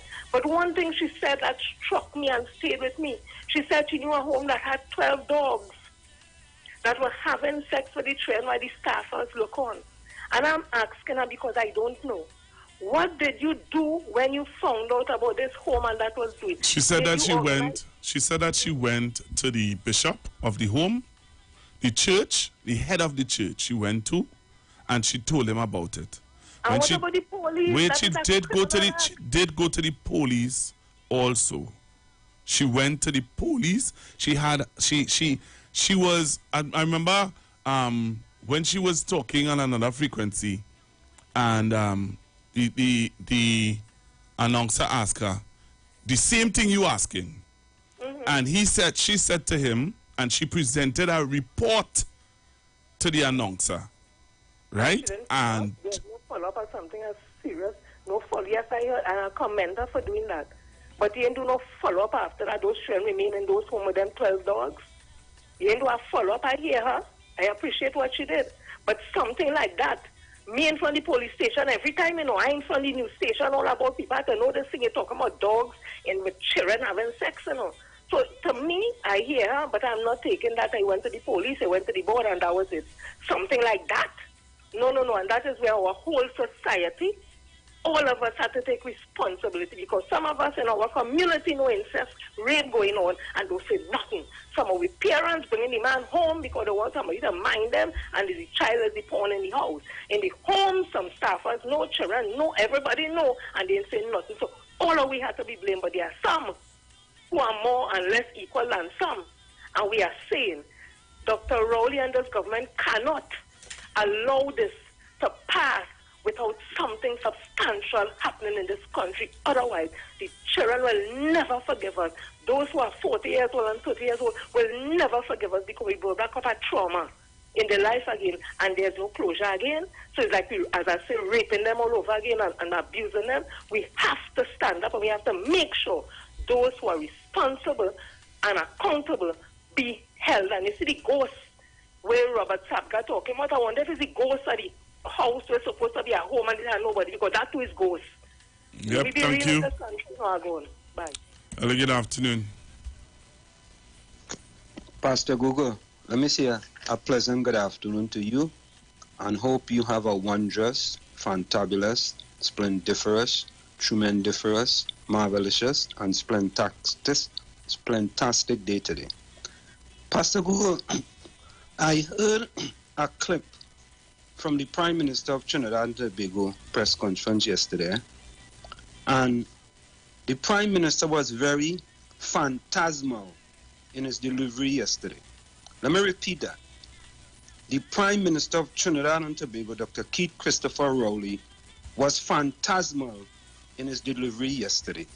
I heard the Prime Minister call for an apology from Mrs. Kamala Persad-Bissessar, as well as Robert Sabga. It is my understanding that in 1997, the Prime Minister was Basdeo Pandey.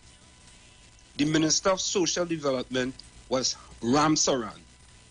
How come the Prime Minister not calling for an apology from them? It seemed to me that the Prime Minister, for political expediency, is going after the opposition leader when he should be going after the Trinidad and Tobago Police Service, because the Trinidad and Tobago Police Service knew about these children being abused in these households. Why he didn't put that into the public space? And it is my understanding, Manohar Ramsaran said that the Commissioner of Police at the time did see the Sabga report. So, and I'm going to close with this. So, Pastor Google, we have the Jones report, right? I want all the people who have done that Jones report to come out publicly now and address Trinidad and Tobago, the citizens of Trinidad and Tobago, and tell them what they find in the report.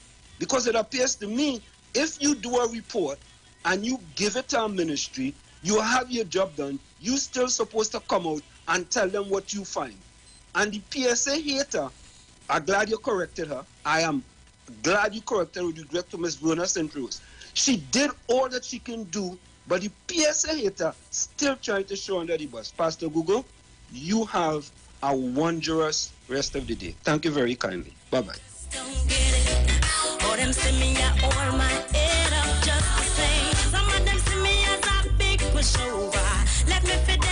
Hello, good afternoon. Good afternoon.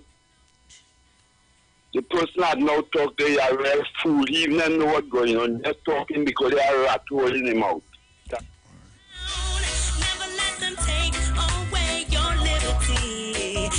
Hello, good afternoon. Worship bringing contribution, educated contribution that if you disagree with him, come with something more solid to contest worship. Don't come to call him names and things. Worship, worship is a no hand-to-mouth man, you know. Understand? Worship. Hey, don't call to defend worship here now. My partner. Yeah, but you don't defend me. You don't defend me. But look at what you now. No, I don't want to defend. Hey, don't defend me. Don't defend me. Let me continue Pastor Ango. Thank you. Pastor Google, yesterday I hear Sister Jenny make a statement on Dominic program. And it was a blatant lie to the country. She said that the UNC, the People Partnership, offer 1%. I asked her today, bring the facts and the evidence to show that the UNC, the People Partnership, offer, because I know it's 5%. And when you offer wait, just now. You want the evidence? You ask for the evidence? We will get the evidence. Okay, so the People Partnership start with 5%. They never start with 1%. They start with 5% and up to 10 and 14%. Some unions get 10, some unions get 40%. And I think you have the evidence? You have the evidence of that? Yes. Wait. Documents. I will send for you. Send it for me. I will send it to you, Pastor Google, because send it for me. I went and did my research. And it's so sad to see, Pastor Google, that again, I want to join in worship, but by telling your friend, your colleague, your parent sister, that Miss Vena St. Rose went to the police station. She spent out now and say she should be there all day, every day. Why she wasn't out by PSA every day? The girl Vena wasn't joke. Why she didn't go to the go every day? Pastor Google, as a close. Let me close up Google. Pastor Google, I want Bata to clear if he join in the UNC, because this one I hear him saying that he is with the union on the and I had it tape. This one by a Taria and I tell him no. Watch out for Bata now. This morning on the Hey. I'm not on that. On the Taria he's supporting the union. All right. All right then. So that's me. Okay. All right. Bye bye. Have a good afternoon. Good afternoon to you, Pastor Google. I don't know why that's what to bring me the bacala. Pastor Google, you just drink? No! You go start just now.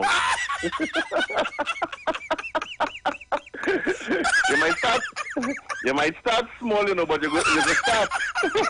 you see that walking a stick down to catch a taxi to go home? That's plenty bars to pass. One of these days, you go stop in there and say, "Oh, just give me something to cool my brain, please." You make me laugh. Thanks for I do not envy you, Pastor. Thank you very much. I do not envy you, but this is Trinidad and Tobago. So but you have, if it's one thing, don't ever lose. Don't lose one thing for me. Don't lose your patience and your belief. And your belief in your God. Yeah, if you have those two things, yes, your sanity will remain. It's just your pressure you're going to have to deal with. So take out straight one. Yeah, man. Nobody ain't going to know. You can change the bars. I hear you. Pastor, Wendell Eversley, for the last, 30 years seeking justice. Has he gotten it? No. I rest my case with that one. I rest my case because, yes, Verna went to the police, right? But people saying police should be arrested, the Prime Minister calling the police should be called to account. But Wendell Eversley walking every year for 30 years and seeking justice. Yeah, for has 1990. He gotten it, yes or no? No, and half a week who he begging to come and walk with us, never walk with him. Ego! So let me not go there. Let's not go there. Because on many occasions there is evidence. In some occasions, it all depends what happens when you go before the court. Wait, let me tell you this. Let me tell you something. You raise an ant's nest there. There's a pastor in the association that I'm in, Pastor Wendy. Yes. Pastor Wendy lost her son. A police officer shot her son in Sawa. You hear me? Yes. She has been on the halls of justice. She have been on radio. She have been on the hall. She's up to what date was this week? She was on the halls of justice last week. And they're saying that up to now she can't get justice for her son's death. Well, you see? You understand? So when you have people talking about what the Prime Minister should have do and who he should have blame, you blame leaders. When the Prime Minister this Prime Minister is being blamed for all sorts of things, I don't hear nobody saying, "Oh no. We are no water. But let me blame the minister. We have no lights. When the lights went, let me blame the Prime Minister. He failed. I don't hear nobody saying nothing. But you call two leaders' name, and there's a problem. That is why they are called leaders. And if I, under your leadership, receive a report, initiate a report to be done, and I receive that report, whether it's in a car park or in my office or wherever, I have to share it with my leader. I must. It is. I can't keep that to me. I am inside of a team. I am in governance. I am in a government, and I ain't share it with nobody. Nobody asks. I only have one person asks, how come nobody knows from former Prime Minister Pandey? Yeah, boy. Eh? All these reporters, none of these reporters. None of them went to him to ask him anything. What about your two favorite talk shows on that morning? But no, one of them changing he ain't talking about that again. He talking about Foster. Oh. His problem is Foster. Oh, he problem is Foster now. Yeah, that's his problem. He want to change the conversation, but we all know why. Yeah. You understand? We all know why. Because his problem is Foster. Oh, Foster is not going away. It's not going away, It's not going away, Foster could bring all the information he wants. Them on that. Yeah, and you never hear them. You never hear them on that morning show. Talk about when she lie about the flyer. The flyers, they never talk about that. You never hear them talk about what she about her leadership for how she calling, or she always calling internal elections just before a major election in the country. They're not talking about that. They see, they can't see through that, you see. There's the glasses they have on for that is the wrong glasses, but they'll put on the good one, but when they want to see other things. Yeah. And that is the problem I have with that show. They're bright. The stale and phony. You understand? Say that again. Stale and phony. That is what that show is. But it's okay. We have to go with it because we are in control of the little knob to turn on and turn off. So we will go with it for now. Yeah, we will go with it, Pastor. You're laughing. That is what this country come to. You understand? You heard, and what people they pick up what the Prime Minister said, but people were coming every night, almost every night, and taking out children out of homes and carrying them wherever to do whatever. But don't worry, let us see. Now that another report has come out, yes, we will see what is going to happen. You understand? We will see. My mom said to say it again. Oh. Stale and phony. Hey, I get it from a senior gentleman who calls in on this program, eh? Okay. And he is the one who gave that to me a while ago. That is not originally from me. All right. But he doesn't talk about it, but it's stuck in my head when he said it. Stale and phony, boy. Stale and phony. Thank you very much, caller. You understand? a gentleman that you all know very well. Oh, gosh. You understand? Who does his research and brings pointed information to this station. And other stations as well. I appreciate it. You understand? But I got that from him. But he don't use it all the time, but I love it. Stale and phony. Stale and phony. We'll talk, caller. Thanks very much. Thank you. Right. Hello, good afternoon. Hi, good afternoon, Pastor. Good afternoon. I really don't respond to callers because everybody's entitled to their opinion. But when you mention my name and you're giving this information about me, it has to be corrected. I want to tell my brother comrade, Kingsley, when you look at a government document, the Republic of Trinidad and Tobago, the final office of the public service, in respect to the civil service authority to repair 2008 to 10, it will tell you that the chief personnel officer and the union PSA would have begun negotiation on October the 13th, 2010. All right, hold on. You're talking very soft. That's one. Okay, well, two. Let me Wait, I'm giving you. We closing the program with this because my time gone. But listen to this. I want that document. I want to post it up. Now, Kingsley has to apologize for calling you a liar.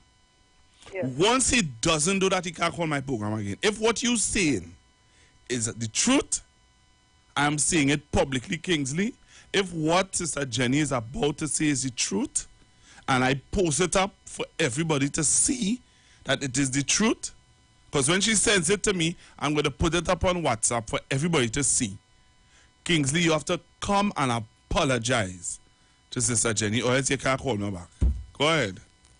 What I was saying is this. I was making reference to the fact that this CP would have offered a 2%, a very ridiculous percentage for the period that we are negotiating.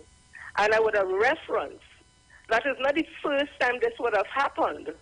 For the period 2008 to 10, when the PSA started to negotiate with the then CPO, the CPO offered 1% for that period.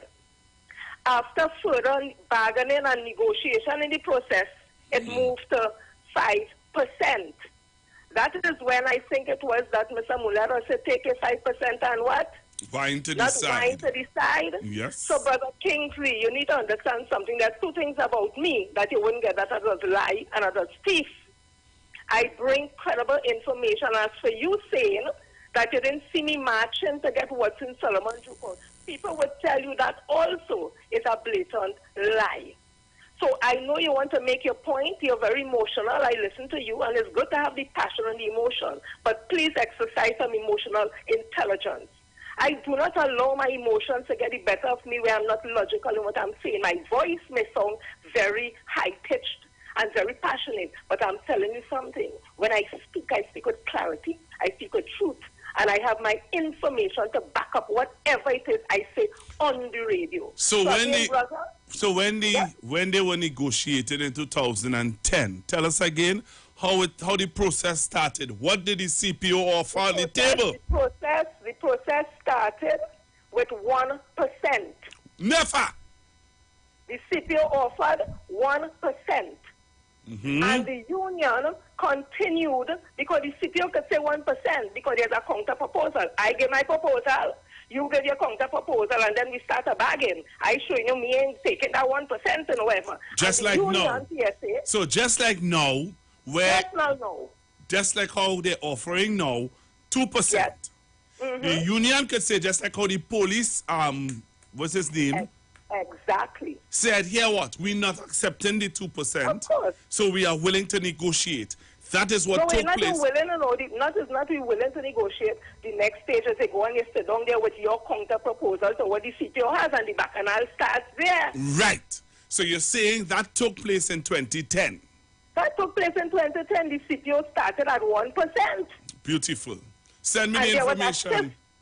There was a shift after the process had gone through that would go from 1% to 5%. That is there. Beautiful. I have no problem. Nobody saying that I lie. But let me tell you something.